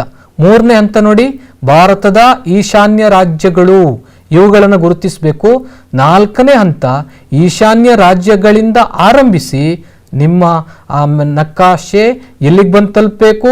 ಕಾಶ್ಮೀರಕ್ಕೆ ಬಂದು ತಲುಪಬೇಕು. ಕಾಶ್ಮೀರದಿಂದ ಆರಂಭವಾಗಿ ಕೊನೆಗೆ ಅದು ಗುಜರಾತ್ಗೆ ಬಂದು ತಲುಪಬೇಕು. ಈ ಒಂದು ವಿಧಾನದ ಮೂಲಕ ನೀವು ಭಾರತದ ನಕಾಶೆಯನ್ನು ಸುಲಭವಾಗಿ ಬರಿಬೋದು. ಪ್ರಶ್ನೆ ಪತ್ರಿಕೆಯಲ್ಲಿ ನೀಡಿರುವಂಥ ಸ್ಥಳಗಳನ್ನು ಭಾರತದ ನಕಾಶೆಯಲ್ಲಿ ಗುರುತಿಸೋಣ. ಇಲ್ಲಿ ಕೊಟ್ಟಿರ್ತಕ್ಕಂತಹ 4 ಪ್ರಶ್ನೆಗಳನ್ನು ಗುರುತಿಸಲಾಗಿದೆ. ಎ, ಭಾರತದ ಅತಿ ಹೆಚ್ಚು ಗುರುತ್ವ ಅಣೆಕಟ್ಟು ಬಾಕ್ರಾನಂಗಲ್, ಅಲ್ಲಿ ಇರ್ತಕ್ಕಂತಹ ನದಿ ಸಟ್ಲೆಜ್ ನದಿ. ಬಿ, ಭಾರತದ ಅತಿ ಉದ್ದವಾದ ಅಣೆಕಟ್ಟು ಬಿ ಅನ್ನು ಗುರುತಿಸಲಾಗಿದೆ. ನೀವು TV ಸ್ಕ್ರೀನ್ ಮೇಲೆ ನೋಡ್ಬೋದು. ಅಲ್ಲಿರ್ತಕ್ಕಂತಹ ನದಿ ಮಹಾನದಿ. ಡಿ, ಭಾರತವನ್ನು ಅರ್ಧದಷ್ಟು ವಿಭಾಗಿಸುವ ಪ್ರಮುಖ ಅಕ್ಷಾಂಶ ನೀವು ನೋಡ್ಬೋದು. ಗುಜರಾತಿನ ಕಚ್ ಪ್ರದೇಶದ ಹತ್ತಿರ ಸಾದು ಹೋಗಿರ್ತಕ್ಕಂತಹ ಆ ಕಪ್ಪು ಅಡ್ಡಗೆರೆಯೇ 23.5 ಡಿಗ್ರಿ ಉತ್ತರ ಅಕ್ಷಾಂಶ. ಅದೇ ರೀತಿ ಮುಂಬೈ ಡಿ, ಭಾರತದ ಹೆಬ್ಬಾಗಿಲನ್ನು ಸಹ ನಾವು ಗುರುತಿಸಿದ್ದೇವೆ.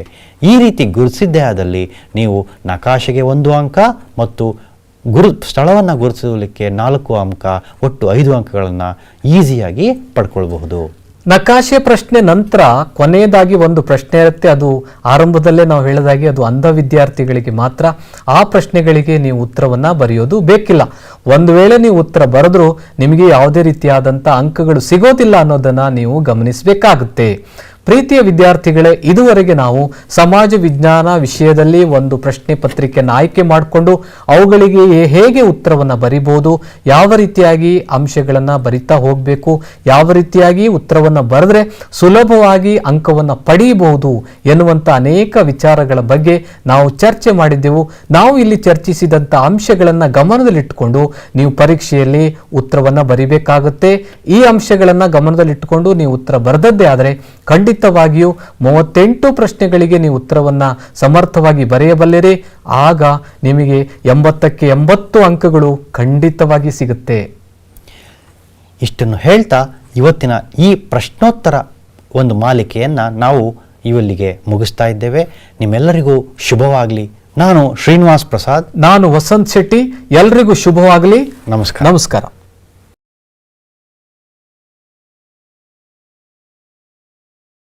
Welcome children to the second edition of grammar class. Hope you all have enjoyed my first grammar class. Today I am in front of you once again with few more grammar points. I have listed out few grammar points which I am going to discuss today. The first one, articles. You know the different types of articles we are going to study and also how it should be used. We are going to discuss. The second point, conjunctions. This has another name, linkers. Hage ee linkers how to use it adanna now discuss ಮಾಡೋಣ. The next point, prepositions. The list of prepositions, the meaning of prepositions and also the usage of prepositions. Next point, modals, the language functions. You know the language functions meaning, different types of modals and how to identify the different language functions. The next point, the tense and the correct form of the words. The different tense forms ಯಾವ್ಯಾವುದು, ಅದನ್ನು ಹೇಗೆ ಬಳಕೆ ಮಾಡಬಹುದು in the sentence. The next point, if clauses of conditions. How many if clauses of conditions are there and how to use it in a right way. The next one, infinitives. Infinitives ಅಂದ್ರೆ ಹೇಗದು form ಆಗುತ್ತೆ, how to identify the infinitives. The next question, voices. ಹೌದು, active and passive voice. So this is the bunch of grammar points what I am going to discuss with you children. Okay, shall we start the first one? As usual, you know, before we start the class, hope you are ready with a book and a pen. Shall we start children? Yes. The first one, it is articles. You all know that in English. Today let us see articles. A, an and the are known as articles. You know the word a and an are called the indefinite articles. Examples, I met a doctor in the town. The usage I met a doctor in the town ant helidre, there were so many doctors in the town, out of so many I met one doctor. ಆವಾಗ ಅದು particular ಆಗಿ ಇದೇ doctor ನ meet ಮಾಡಿದೆ ಅಂತ ನಾನು ಹೇಳಿಲ್ಲ. ಹಾಗಾಗಿ I met a doctor in the town is indefinite article. ಹಾಗೆ ಇನ್ನೊಂದು example, I ate an apple in the morning. I ate an apple in the morning ಅಂದ್ರೆ there were so many apples, ಅದರಲ್ಲಿ ಒಂದು ತಿಂದೆ. ಇಟ್ ಇಸ್ ನಾಟ್ ಡೆಫಿನೆಟ್, ಇದೇ apple ತಿಂದೆ ಇಲ್ಲ, ಎಷ್ಟೊಂದು ಆಪಲ್ ಇತ್ತು ನಾನು ತಿಂದೆ, ಅದಕ್ಕೆ it is indefinite article. Okay, ಹಾಗೇನೆ the word the is used as definite article. ಯಾಕೆ ನೋಡಿ, ಎಕ್ಸಾಂಪಲ್ ನೋಡಿದ್ರೆ ಗೊತ್ತಾಗುತ್ತೆ. I met the doctor in the town. I met the doctor ಅಂದ್ರೆ there were so many doctors in the town, ಅದರಲ್ಲಿ ಒಬ್ಬ doctor ಅನ್ನ ಅಂದ್ರೆ the listener knows which doctor I have ಮೆಟ್ ಅಂತ. The listener might have told me to meet the doctor. ಹಾಗಾಗಿ I say I met the doctor. ಹಾಗೇನೇನೆ I ate the apple in the morning ಅಂತ ಹೇಳಿದಾಗ The listener knows which apple I have eaten. The listener might have given me the apple, that particular apple, that definite apple I would have eaten. So we say I ate the apple in the morning.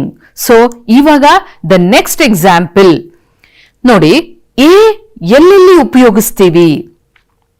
Before a word which begins with the consonant sound. Example, a man, a tree, a box. ಇದೆಲ್ಲನೂ consonant sound ಇಂದ begin ಆಗುವಂತಹ words, ಅದಕ್ಕೆ we use a. ಹಾಗೇನೆ before a singular countable noun, singular ಅಂದ್ರೆ ಎಣಿಸೋಕ್ ಆಗುವಂತಹ ನೌನ್ಸ್ಗಳು, ಅಂಥದ್ದಕ್ಕೆ ವಿ ಯೂಸ್ ಅ.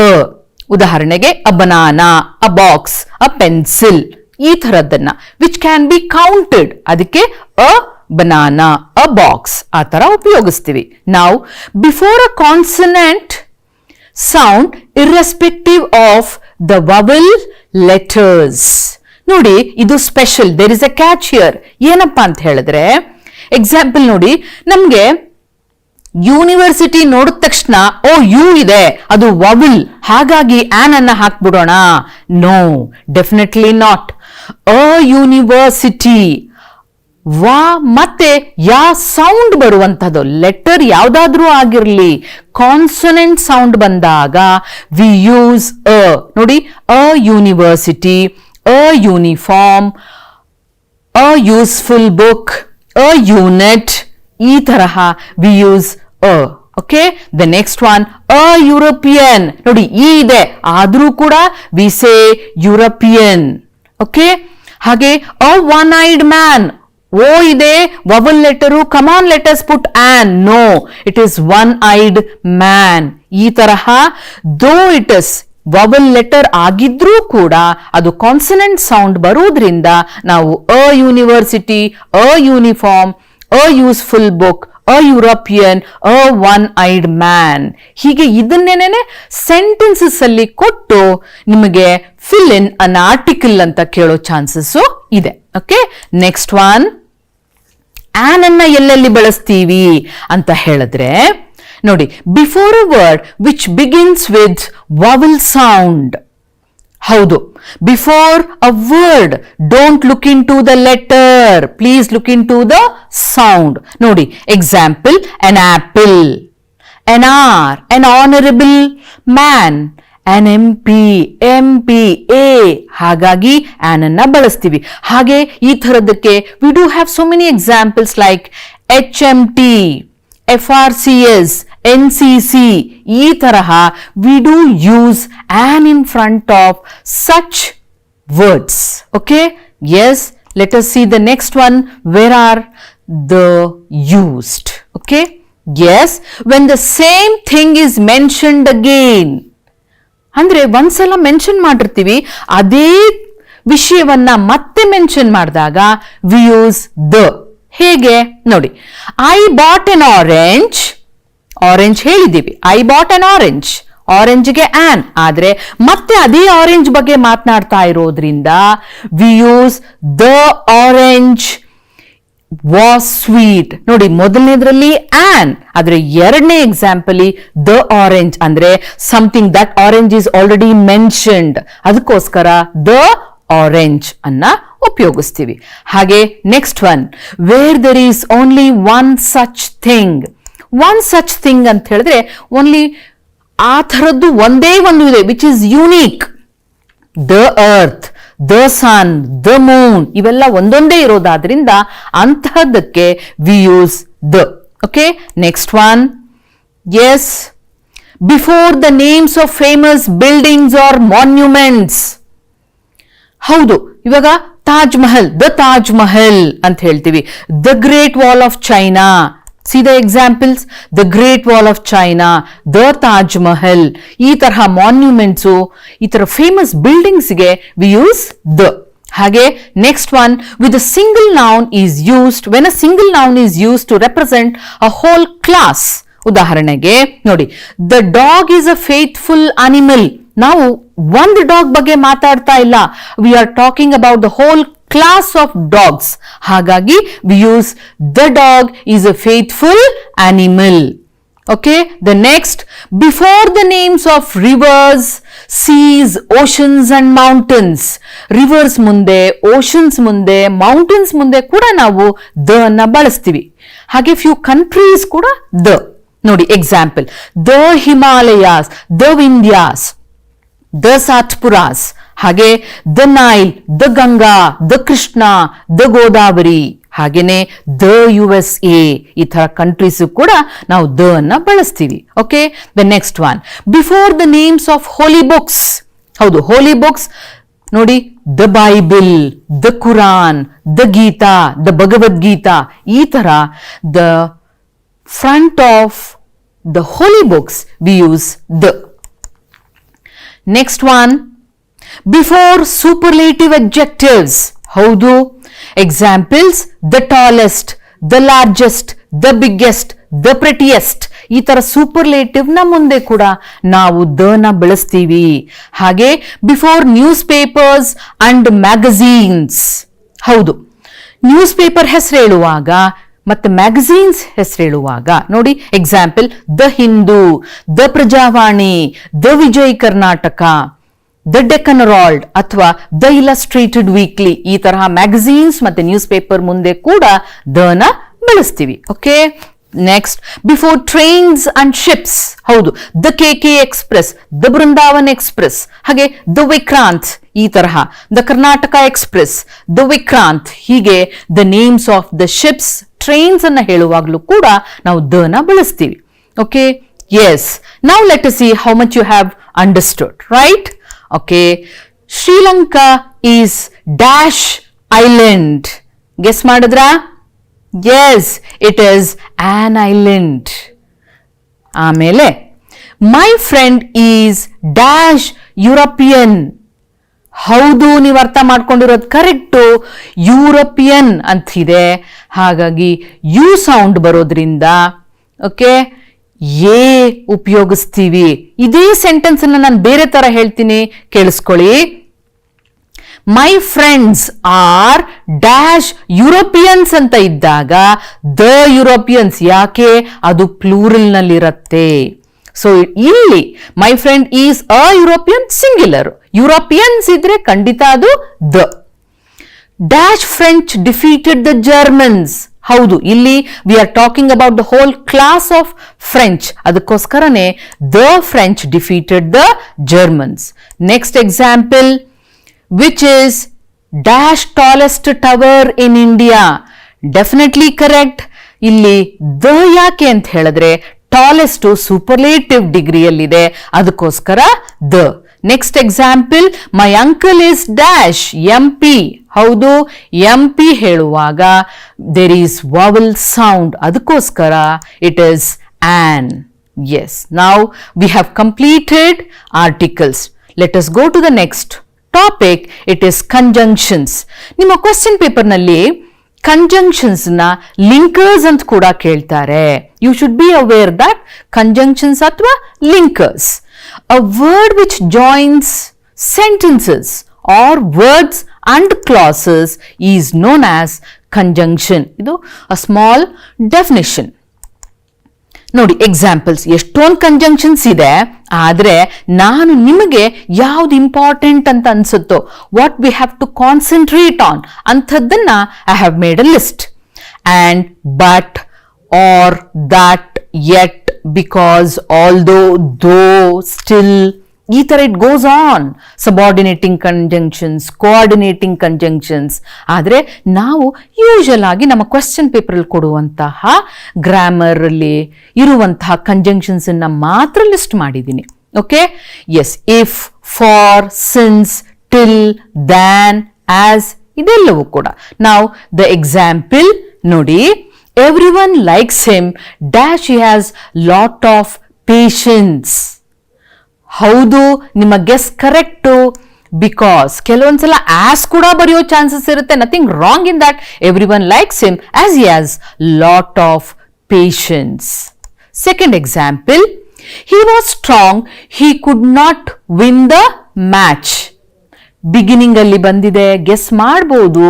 ಹೌದು, ದೋ ಅಥವಾ ಆಲ್ ದೋ ಅಥವಾ ಈವನ್ ದೋ, ಇದಕ್ಕೆ ಕರೆಕ್ಟ್ ಆನ್ಸರ್ ಇರೋ ಸಾಧ್ಯತೆ ಇದೆ. ನೆಕ್ಸ್ಟ್ ಎಕ್ಸಾಂಪಲ್ ನೋಡೋಣ. I like tea. ಇಲ್ಲಿ ಕಂಜಂಕ್ಷನ್ ಆಗಿರೋದ್ರಿಂದ ಇಟ್ ಇಸ್ ಆ್ಯಂಡ್ ಆಗ್ಬೋದು. I like tea and coffee. Yes, so like this you can answer conjunctions or linkers and you can fetch 1 mark easily. Yes, now it is prepositions. ನಿಮಗೆ ಗೊತ್ತಿದೆ prepositions ಅಂದ್ರೆ a preposition is a word placed before a noun or a pronoun to show its relation to some other word in the sentence. Now this is just a definition. It tells you the relationship. ಹಾಗಾಗಿ ಅದನ್ನ preposition, it is position in the beginning, ಅದಕ್ಕೋಸ್ಕರ ಅದನ್ನ preposition ಅಂತ ಹೇಳಿ ಕರಿತೀವಿ. Examples, even in this preposition we have humpty number of examples children. ಆದರೆ ನಾನು I have just concentrated on few important prepositions which is needed for your exam. By, from, at, on, in, into, to, with, among, between, under, ಇದೆಲ್ಲವೂ ಕೂಡ prepositions. Now let us see the examples. The book belongs dash Anthony ಅಂತ ಹೇಳಿದ್ರೆ, yes children, think a while. Have you? Yes, it is right answer. The book belongs to Anthony is the right answer. The next one, he sat dash the chair ಅಂತ ಕೊಟ್ರೆ sentence ಅಲ್ಲಿ answer will be on. Why not in? See, ನಾವು ಹೇಳ್ತೀವಿ he sat in the car ಅಂತ ಹೇಳ್ತೀವಿ, whereas we say he sat on the chair ಅಂತ ಹೇಳ್ತೀವಿ. So that is the right answer. See, he quarreled dash themselves. ಇಲ್ಲಿ ಎಷ್ಟೊಂದು ಜನ ಇದ್ದಾರೆ, ಹಾಗಾಗಿ ನೀವು ಗೆಸ್ ಸರಿಯಾಗಿ ಮಾಡಿರ್ತೀರಾ ಅಂತ ಅನ್ಕೊಂಡಿದ್ದೀನಿ. It is among. Whereas if it is given they quarreled dash, ಇನ್ನೊಂದು ಎಕ್ಸಾಂಪಲ್ ಕೊಡ್ತೀನಿ. John and Rahim fought dash themselves ಅಂತ ಕೊಟ್ರೆ answer will be between themselves. ಅಲ್ಲಿ ಇಬ್ಬರೇ ಇದ್ದಾರೆ, ಇಲ್ಲಿ ಎಷ್ಟೊಂದು ಜನ ಇರೋದ್ರಿಂದ ಅಮಾಂಗ್, ಇದು ನೆನ್ಪಿಟ್ಕೊಳ್ಬೇಕು. ಹಾಗೇನೇನೆ she jumped dash the well ಅಂತ ಹೇಳಿದಾಗ ದೇರ್ ಈಸ್ ಮೂವ್ಮೆಂಟ್, ಅದಕ್ಕೋಸ್ಕರ she jumped into the well will be the right answer. Yes, so like this prepositions ಅನ್ನ ನೀವು ಆನ್ಸರ್ ಮಾಡಿ you can easily score 1 mark. ನಾವು the next one is modals. ನಿಮ್ಗೆಲ್ಲ ಗೊತ್ತಿದೆ language functions ಅಂದ್ರೆ language is used for different functions. ಆ different functions ಯಾವ್ಯಾವ್ದಪ್ಪ ಅಂತ ಹೇಳಿದ್ರೆ we order, we command, V request, we advise, we give suggestions, ಇದನ್ನೇ language functions ಅಂತ ಹೇಳ್ತಾರೆ. ಸೊ ಯಾವ್ಯಾವುದು ಲ್ಯಾಂಗ್ವೇಜ್ ಫಂಕ್ಷನ್ಸ್ ಅಂತ ಹೇಳಿದ್ರೆ language functions refers to the use of language. ಯಾವ್ಯಾವುದು ಆಫ್ ಸ್ಪೆಸಿಫಿಕ್ ಪರ್ಪಸ್, ಇದೇ ಪರ್ಪಸ್ಗೆ ನಾವು ರಿಕ್ವೆಸ್ಟ್ ಮಾಡೋದಕ್ಕೆ ಉಪಯೋಗಿಸ್ತೀವಿ. ಹಾಗೆ ಆರ್ಡರ್, ಕಮಾಂಡ್, ಆಫರಿಂಗ್ ಹೆಲ್ಪ್, ಇದೆಲ್ಲವೂ ಕೂಡ language functions. See here is a list of language functions. ನೋಡಿ, ರಿಕ್ವೆಸ್ಟ್ ಮಾಡ್ತೀವಿ, we advise, we order, we suggest, ಅಬಿಲಿಟಿಯನ್ನ ಹೇಳ್ತೀವಿ, ಇನ್ವಿಟೇಷನ್, ಎಬಿಲಿಟಿ. ನೋಡಿ ಉದಾಹರಣೆಗೆ ಐ ಕ್ಯಾನ್ ಈಟ್ 10 ಚಪಾತೀಸ್ ಅಂತ ಹೇಳಿದ್ರೆ ಅದು ಎಬಿಲಿಟಿಯನ್ನ ಹೇಳುವಂಥದ್ದು. ಇನ್ವಿಟೇಷನ್ ಅಂತ please do come to my son's marriage ಅಂತ ಹೇಳಿದ್ರೆ ಇಟ್ ಈಸ್ ಅನ್ ಇನ್ವಿಟೇಷನ್. ಹಾಗೆ ವಿಶ್ ಮಾಡ್ತೀವಿ, ಪರ್ಮಿಷನ್ ಅನ್ನ ಕೇಳ್ತೀವಿ, ಇನ್ಸ್ಟ್ರಕ್ಷನ್ಸ್ ಅಂತ ಕೊಡ್ತೀವಿ, ವಿ ಗಿವ್ ಡೈರೆಕ್ಷನ್ಸ್, ಹಾಗೆ ವಿ ಆಫರ್ ಹೆಲ್ಪ್. ನಾವು ಕೆಲವೊಂದು ಎಕ್ಸಾಂಪಲ್ಸ್ ಅನ್ನ ನಾನಿಲ್ಲಿ ಮಾಡ್ಕೊಂಡು ಬಂದಿದ್ದೀನಿ. Let us see different examples under different language functions. ಅದೇನು ನೋಡಿ, ಮೊದಲನೇದು shall I park my vehicle here sir ಅಂತ ಕೇಳಿದಾಗ definitely you are asking permission whether I can park my vehicle here or not. Yes, your answer is right. Seeking permission. We are seeking permission. The next one, what can I do for you? ಅಂತ ಹೇಳಿದಾಗ ನಾವು we are offering help. ಏನಾದರೂ ಸಹಾಯ ಮಾಡಬಹುದಾ? What can I do? Can I help you? Yes. Now the next example, go straight and take a right turn. You will find the railway station. ಹೌದು, ಇದರಲ್ಲಿ we are giving what? Direction.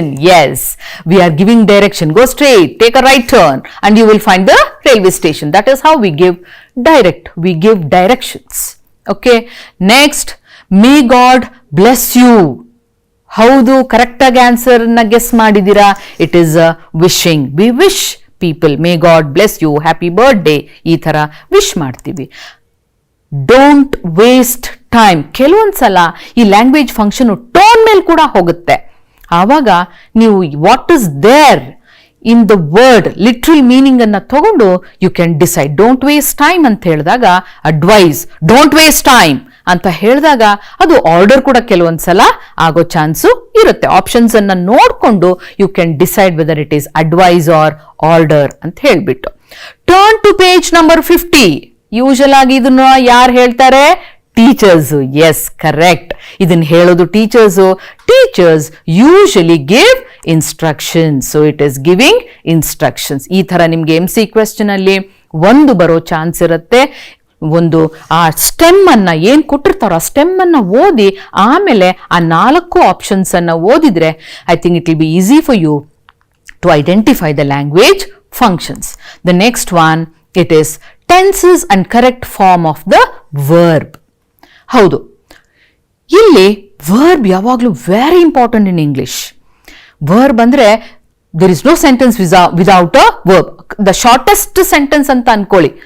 ನೋಡಿ, ಉದಾಹರಣೆಗೆ the verb is the king in English. The shortest sentence contains a verb. A verb is described as a word which is used to indicate an action, a state of being of existence or possession. ನೋಡಿ, sit ಅನ್ನುವಂಥದ್ದು ಒಂದು sentence, ಸಿಟ್ ಅನ್ನುವಂಥದ್ದು ಒಂದು verb. So the shortest one word sentence ಕೂಡ ಅದರಲ್ಲಿ verb will be there. ಹಾಗೇನೆ ಕೆಲವೊಂದು examples ಅನ್ನ ಇಲ್ಲಿ ಕೊಟ್ಟಿದ್ದೀನಿ for verbs. The sun rises in the east. So rises will be the verb here. He is punished. He is punished is the verb. They are playing in the ground. Are playing in the ground is the verb. She has blue eyes. ನಾನು ಕೊಟ್ಟಿದ್ದೀನಿ ಮೇಲ್ಗಡೆ possession. She has blue eyes. That is possession ಅನ್ನ ತೋರಿಸುವಂತದ್ದು ಕೂಡ verb. ಹಾಗೆ existence, state of being of existence ಅಂತ ಕೊಟ್ಟಿದ್ದೀನಿ. They are playing ಅಂದ್ರೆ ಅದು ಎಕ್ಸಿಸ್ಟೆನ್ಸ್ ಅನ್ನ ತೋರಿಸುವಂಥದ್ದು. ಸೊ ವರ್ಬ್ ಹೀಗೆ ನಾವು ಡಿಫೈನ್ ಮಾಡಬಹುದು. Verbs can be written in different forms. ನಾನು ಇದನ್ನ ನಿಮ್ಗೆ ಯಾಕೆ ಹೇಳ್ಕೊಡ್ತಿದ್ದೀನಿ ಅಂದ್ರೆ, ನಿಮಗೆ ಕ್ವೆಶ್ಚನ್ ಪೇಪರ್ನಲ್ಲಿ ಒಂದು ಕ್ವೆಶ್ಚನ್ ಇರುತ್ತೆ, fill in the right form of the verb given in the bracket ಅಂತ ಇರುತ್ತೆ. ಆವಾಗ ನೀವೇನ್ ಮಾಡ್ಬೇಕಾಗತ್ತೆ, ಆ ವರ್ಬ್ ನ ಡಿಫ್ರೆಂಟ್ ಫಾರ್ಮ್ಸ್ ಯಾವ್ಯಾವ್ದು ಅಂತ ಹೇಳಿ ನೀವು ನೋಡ್ಕೋಬೇಕು. ಆ ವರ್ಬ್ಸ್ ನ ಡಿಫ್ರೆಂಟ್ ಫಾರ್ಮ್ಸ್ ಯಾವ್ಯಾವ್ದು? ಇವಾಗ ಒಂದು ವರ್ಬ್ ಇದ್ರೆ ನೋಡಿ, ಪ್ಲೇ ಅಂತ ಒಂದು ವರ್ಬ್ ಇದ್ರೆ ಅದನ್ನ ಯಾವ್ಯಾವ ಫಾರ್ಮ್ಸ್ ಅಲ್ಲಿ ಬರಿಬಹುದು? ಇದನ್ನ ಪ್ಲೇ ಅನ್ನುವಂಥದ್ದನ್ನ V0 ಅಂದ್ರೆ nothing is added to verb, we have not added anything, so play. VS ಅಂತ ಹೇಳ್ತೀವಿ ಅಂದ್ರೆ S is added to verb, that is plays. Next played, ED ಅನ್ನ ಅಂದ್ರೆ ಪಾಸ್ಟ್ ಟೆನ್ಸ್, ED ಅನ್ನ ಆಡ್ ಮಾಡಿರುವಂತದ್ದು ಪ್ಲೇಡ್. ನೆಕ್ಸ್ಟ್ ವರ್ಬ್ ING ಅಂದ್ರೆ playing, ವರ್ಬ್ಗೆ ING ಅನ್ನ ಆಡ್ ಮಾಡಿರ್ತೀವಿ. ನೆಕ್ಸ್ಟ್ ಒನ್ ವರ್ಬ್ EN ಅಂತ ಹೇಳ್ತೀವಿ and that is past participle of the verb. So one verb ಅನ್ನ ನಾವು ಈ ಎಲ್ಲ ಫಾರ್ಮ್ಸ್ ಅಲ್ಲೂ ಬರೀಬಹುದು. ಅವಾಗ ನಾವು ಯೋಚನೆ ಮಾಡಬೇಕು. ನೋಡಿ, ಇನ್ನೊಂದು ಎಕ್ಸಾಂಪಲ್ ಅನ್ನ ಕೊಟ್ಟಿದ್ದೀನಿ, ಒಂದು ರೆಗ್ಯುಲರ್ ಒಂದು ಇರ್ರೆಗ್ಯುಲರ್. ಈಟ್, ಈಟ್ಸ್, ಏಟ್, ಈಟಿಂಗ್, ಈಟನ್, ಇಷ್ಟು ಫಾರ್ಮ್ಸ್ ಅಲ್ಲಿ ಬರೀಬಹುದು. ನೀವು ಒಂದು ಸೆಂಟೆನ್ಸ್ ಅನ್ನ ಕೊಟ್ಟಾಗ ನೋಡಿ, she dash in the ground yesterday ಅಂತ ಒಂದು ಸೆಂಟೆನ್ಸ್ ಕೊಟ್ಟಿರ್ತಾರೆ.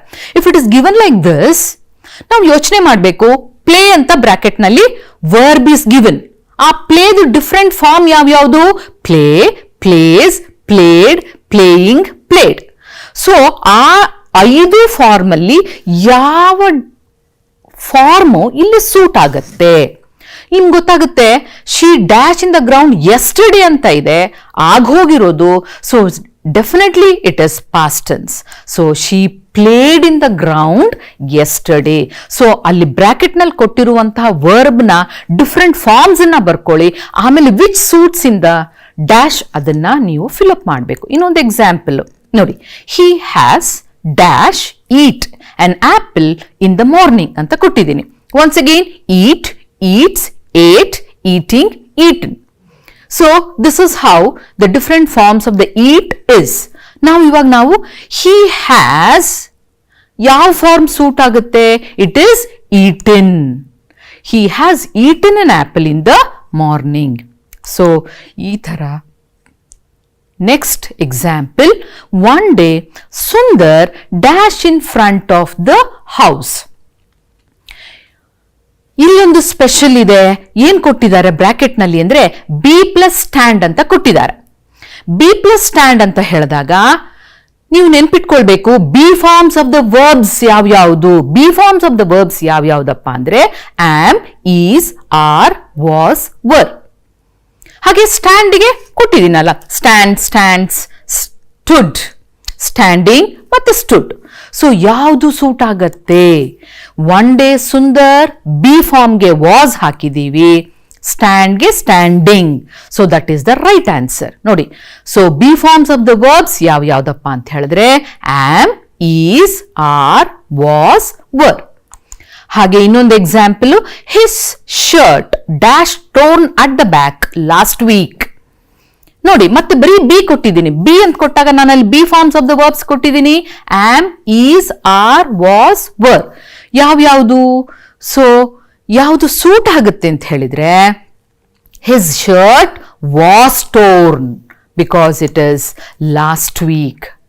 ನಾನು ಏನು ಕೊಟ್ಟಿಲ್ಲ, ಲಾಸ್ಟ್ ವೀಕ್ ಇಲ್ಲ ಅಂತ ಹೇಳಿದ್ರೆ ಹಿಸ್ ಶರ್ಟ್ ಈಸ್ ಟೋರ್ನ್ ಕೂಡ ಆಗತ್ತೆ, ಲಾಸ್ಟ್ ವೀಕ್ ಇರೋದ್ರಿಂದ it is was.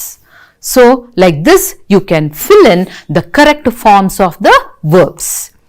Yes, the next one, it is if clauses of condition. ನಿಮಗೆಲ್ಲ ಗೊತ್ತಿದೆ, ನಿಮ್ಮ ಟೆಕ್ಸ್ಟ್ ಬುಕ್ ನಲ್ಲಿ ಇರುವಂತದ್ದು 3 if clauses ಇದೆ. ಅದು ಯಾವ್ಯಾವುದು ನೋಡೋಣ. ಫಸ್ಟ್ ಕಂಡೀಷನಲ್ ಯಾವ್ಯಾವುದು ಅಂತ ಹೇಳಿದ್ರೆ if plus simple present ಇರುತ್ತೆ, modal verb with future meaning will be there. ನೋಡಿ example, ನೋಡಿ if he gets, that is simple present, a job, he will be happy.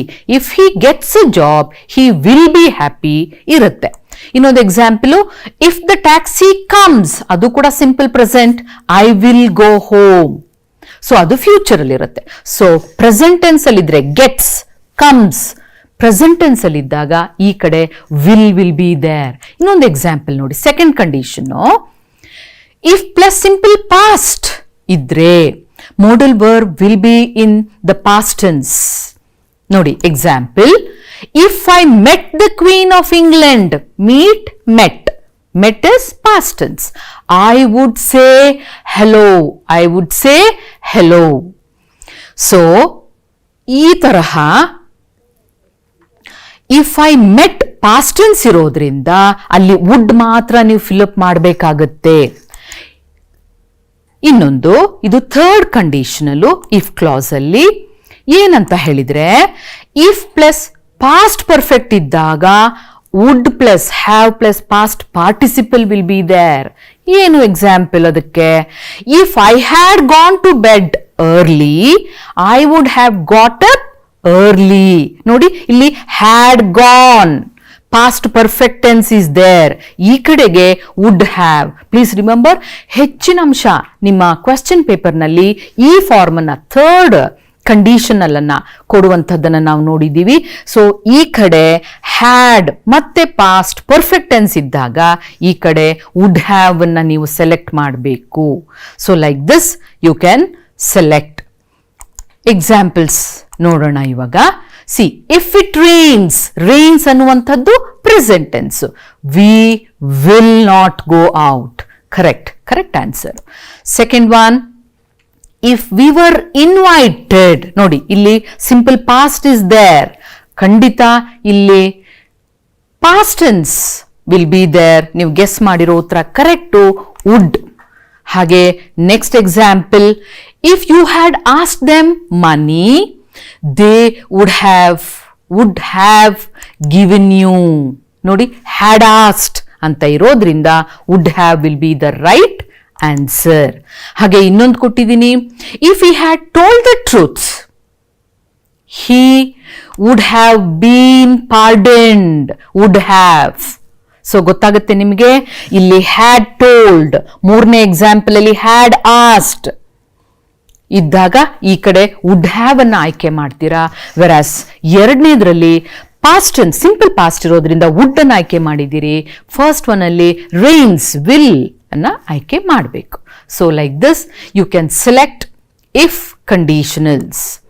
The next topic is infinitive. Infinitive ಬಹಳ ಸುಲಭ, ನಿಮ್ಮ teachers ಹೇಳ್ಕೊಟ್ಟಿರ್ತಾರೆ ಇದನ್ನ. There are two kinds of verbs. Under these two kinds, you know, one is finite verb, another one is non-finite verb. In non-finite alli infinitive, gerund, participle. These are the three varieties. You know, infinitive, I am going to deal with that. Gerunds ಅಂತ ಹೇಳಿದಾಗ, you know, gerunds ಅಂತ ಹೇಳಿದಾಗ it is a verb with ing as well as it acts as the subject or the noun of the sentence. ಅದನ್ನ ನಾವು gerund ಅಂತ ಹೇಳಿ ಕರಿತೀವಿ. ನೋಡಿ, ಒಂದು ಸಣ್ಣ ಎಕ್ಸಾಂಪಲ್ ಅನ್ನ ನಾನು ಹೇಳ್ತೀನಿ. he is smoking ಅಂದಾಗ it is just a verb. whereas smoking is injurious to health ಅಂತ ಹೇಳಿದಾಗ ಅದು gerund ಆಗತ್ತೆ. ಹಾಗೆ the next one it is participle. participle ಅಂತ ಹೇಳಿದಾಗ once again, you know, reading maketh a complete man ಅಂತ ಹೇಳ್ತಾರೆ, where reading is a gerund. whereas reading the newspaper, he sat on the chair ಅಂದ್ರೆ ಅದು participle ಆಗುತ್ತೆ. Let us not bother about gerund and participle. Let us concentrate on infinitives. Okay, now I'll tell you how infinitives are formed ಅಂತ. ನಿಮ್ಗೆ ಗೊತ್ತಿದೆ, verb ಜೊತೆಗೆ to ಅನ್ನು add ಮಾಡಿದಾಗ it becomes infinitive. ಹೇಗೆ ನೀವು ಧಾತು ಅಂತ ಕೇಳಿರಬಹುದು, it is same thing. ನೋಡಿ, example, an infinitive is a verb combined with a word to. It is verb ಜೊತೆಗೆ to ಅನ್ನ ಮುಂದೆ to ಅನ್ನ ಹಾಕ್ತೀರಿ. ನೋಡಿ, example, to plus root verb. ಯಾವ್ಯಾವುದು? to go, to meet, to attend, to sleep, to dance. All these are infinitives. Hope that is clear. I will come there to collect the notes. Definitely you have guessed the right answer. To collect is the right answer. ಇದು ಬಹಳ ಸುಲಭ, ನಿಮ್ಮ teachers ಹೇಳ್ಕೊಟ್ಟಿರ್ತಾರೆ. ನಾನು just I have brushed it ಅಷ್ಟೇನೇನೆ. To ಜೊತೆಗೆ verb ಇರುತ್ತೆ. ಹಾಗೆ I have to go to school now, ಇಲ್ಲೊಂದು ಕ್ಯಾಚ್. ಹೌದು, only to confuse you. To go to school ಎರಡಿದೆ, ಮಿಸ್ ಎರಡಿದೆಯಲ್ಲ ಟು ಜೊತೆಗೆ, ಯಾವ್ದನ್ನ? ಹೌದು, ಯಾವ್ದನ್ನ ಅಂತ ಹೇಳಿದ್ರೆ ಟು ಜೊತೆಗೆ ವರ್ಬ್ ಯಾವ್ದಿದೆ? ಟು ಗೋ ವರ್ಬಾ, ಟು ಸ್ಕೂಲ್ ವರ್ಬಾ? ಹಾ, ಕರೆಕ್ಟ್, ನೀವು ಕರೆಕ್ಟ್ ಆಗಿ ಗೆಸ್ ಮಾಡಿದ್ದೀರಿ. To go is the right answer. To school, school is not a verb, then it cannot be an infinitive. So like this, infinitives can be identified in your multiple choice questions. Okay, ಆಮೇಲೆ next active and passive voice ಅನ್ನ ನೋಡೋಣ. The major active and passive voice ಅಂತ ಹೇಳಿದ್ರೆ, ಅಯ್ಯೋ something I cannot understand miss, ಇದು ಬಹಳ ಕಷ್ಟ. ಅದಕ್ಕೋಸ್ಕರ ನಾನು ಏನ್ ಮಾಡಿದ್ದೀನಿ, I have made a list of basic rules. ಅದ್ ಏನೇನ್ ರೂಲ್ಸು ನೋಡೋಣ. Simple rules. A sentence should be separated into subject, verb and object when a sentence is given. Actual ಆಗಿ ಆಕ್ಟಿವ್ ವಾಯ್ಸ್ ನಲ್ಲಿ the subject will do the work. Passive voice ನಲ್ಲಿ something is done to the subject, ಅದು passive ಆಗಿರುತ್ತೆ. ಇಲ್ಲಿ ನೋಡಿ, ಒಂದು sentence ಕೊಟ್ರೆ ಅದನ್ನ subject, verb, object, S V O ಅಂತ ಡಿವೈಡ್ ಮಾಡಬೇಕು. ಹೇಗೆ ನೋಡಿ, ಮಾಧವಿ ರೋಟ್ ಅ ಲೆಟರ್. ನೋಡಿ, Madhavi subject, verb, wrote, a letter object. So first rule ಅನ್ನ ಫಾಲೋ ಮಾಡಿದ್ದೀವಿ. ನೆಕ್ಸ್ಟ್ ರೂಲ್ ಏನಪ್ಪಾ ಅಂದ್ರೆ, the object of the sentence must be turned into subject. ಇಲ್ಲಿ ಆಬ್ಜೆಕ್ಟ್ ಯಾವುದು? A letter. ಅದನ್ನ ಸಬ್ಜೆಕ್ಟ್ ಮಾಡಬೇಕು. ಹೇಗೆ ನೋಡಿ, ಅ ಲೆಟರ್ ಮೊದಲು ಬರೀಬೇಕು, ಸಬ್ಜೆಕ್ಟ್ ಜಾಗಕ್ಕೆ ಬರುತ್ತದು. ಹಾಗೆ ನೆಕ್ಸ್ಟ್ ಅದು ಸಬ್ಜೆಕ್ಟ್ ಆಯ್ತು. ನೆಕ್ಸ್ಟ್ ಏನು? The be form must be used according to the tense of the verb. ಆ ಬಿ ಫಾರ್ಮ್ ಯಾವ್ಯಾವುದು ಮತ್ತೆ ಮತ್ತೆ ಹೇಳ್ತಾ ಇದ್ದೀನಿ. Is, are, was, were. ಇದು ಬಿ ಫಾರ್ಮ್, ಹೌದಲ್ವಾ? ಸೊ ಈ ಎ ಲೆಟರ್ ಪಕ್ಕದಲ್ಲಿ ಒಂದು be form of the verb ಅನ್ನ ಹಾಕ್ಬೇಕು. ಅದು ಹೇಗೆ ಹಾಕೋಣ ನೋಡಿ. The letter was. Letter was ಯಾಕೆ, ಈಸ್ ಯಾಕಲ್ಲ ಅಂತ ಹೇಳಿದ್ರೆ, Madhavi wrote, wrote is past tense, ಅದಕ್ಕೋಸ್ಕರ ವಾಸ್.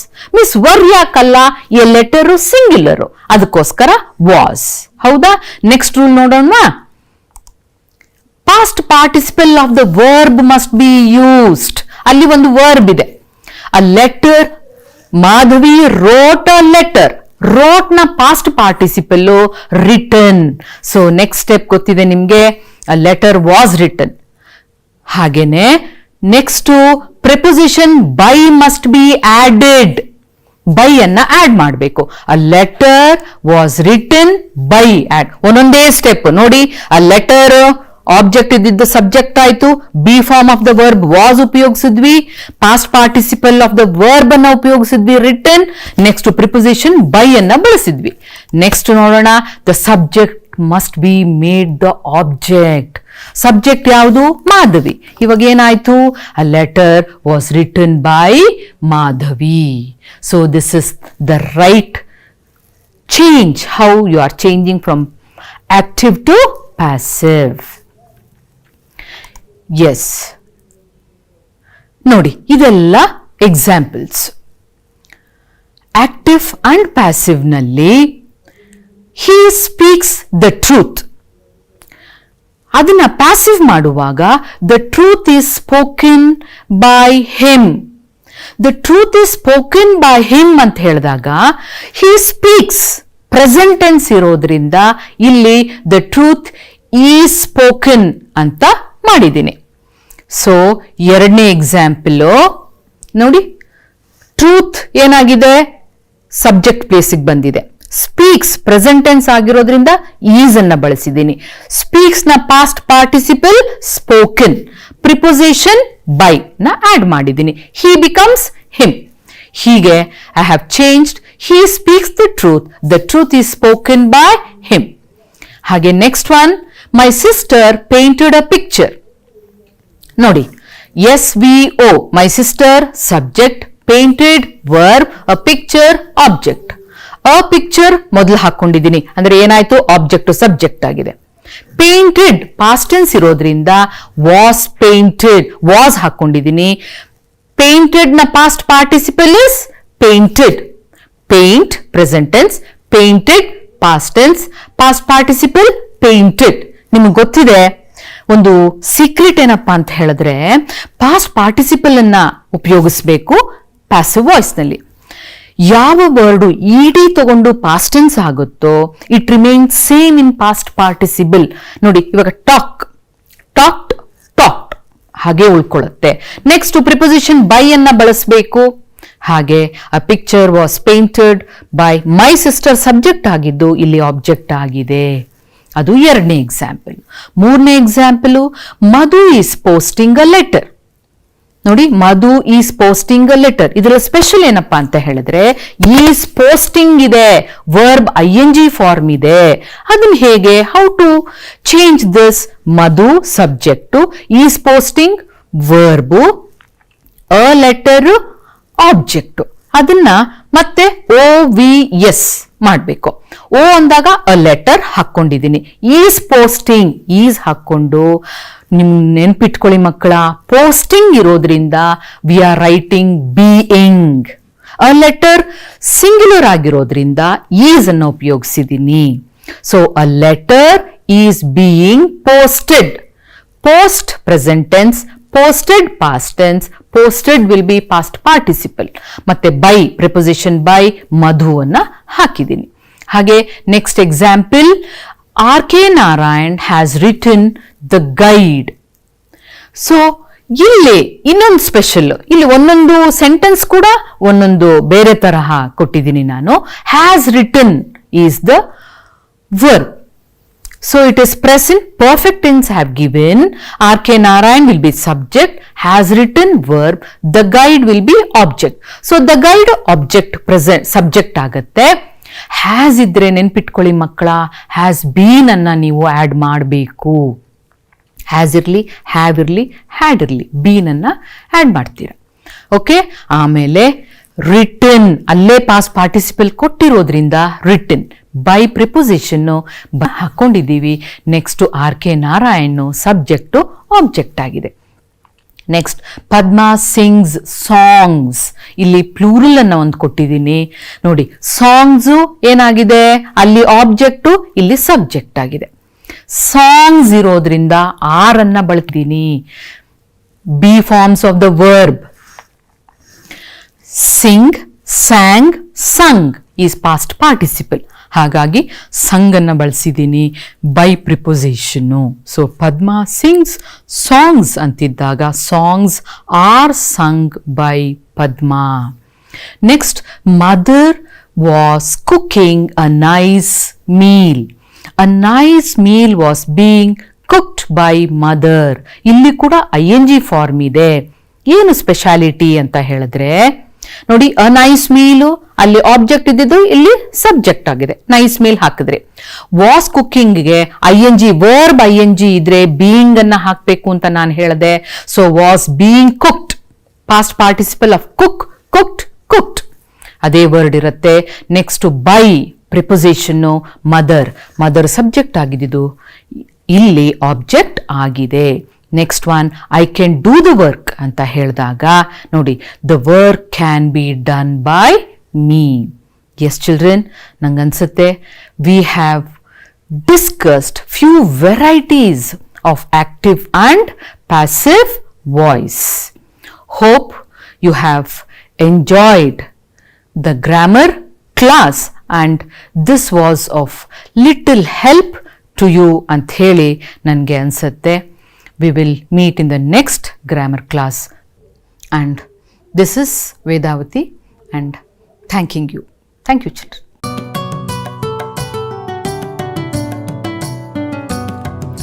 ಭೀತಿ ತೊರೆಯುವ ನಾವು ಪರೀಕ್ಷೆ ಬರೆಯುವ, ಪರೀಕ್ಷಾವಾಣಿಯ ನಾವು ನೋಡಿ ಕಲಿಯುವ. ಖಾಲಿ ಜಾಗ ಭರ್ತಿ ಮಾಡಿ ಹೊಂದಿಸಿ ಬರೆದು ಲೆಕ್ಕ ಮಾಡಿ, ಚಿತ್ರ ಬರೆದು ಭಾಗವ ಹೆಸರಿಸಿ ಎಲ್ಲ ಪ್ರಶ್ನೆಗೂ ಉತ್ತರಿಸಿ. ಪಾಸು ಫೇಲು ಗೆಲುವು ಸೋಲು ಜೀವನ ಎಲ್ಲಕ್ಕಿಂತ ಮಿಗಿಲು. ಅಂಕಗಳೆಂದರೆ ಮೇಲಿನ ತೊಗಟೆ, ವಿದ್ಯೆ ಅದರ ಒಳಗಿನ ತಿರುಳು. ಭೀತಿ ತೊರೆಯುವ ನಾವು ಪರೀಕ್ಷೆ ಬರೆಯುವ, ಪರೀಕ್ಷಾವಾಣಿಯ ನಾವು ನೋಡಿ ಕಲಿಯುವ. ಪರೀಕ್ಷಾವಾಣಿಯ ನಾವು ನೋಡಿ ಕಲಿಯುವ, ಪರೀಕ್ಷಾವಾಣಿಯ ನಾವು ನೋಡಿ ಕಲಿಯುವ.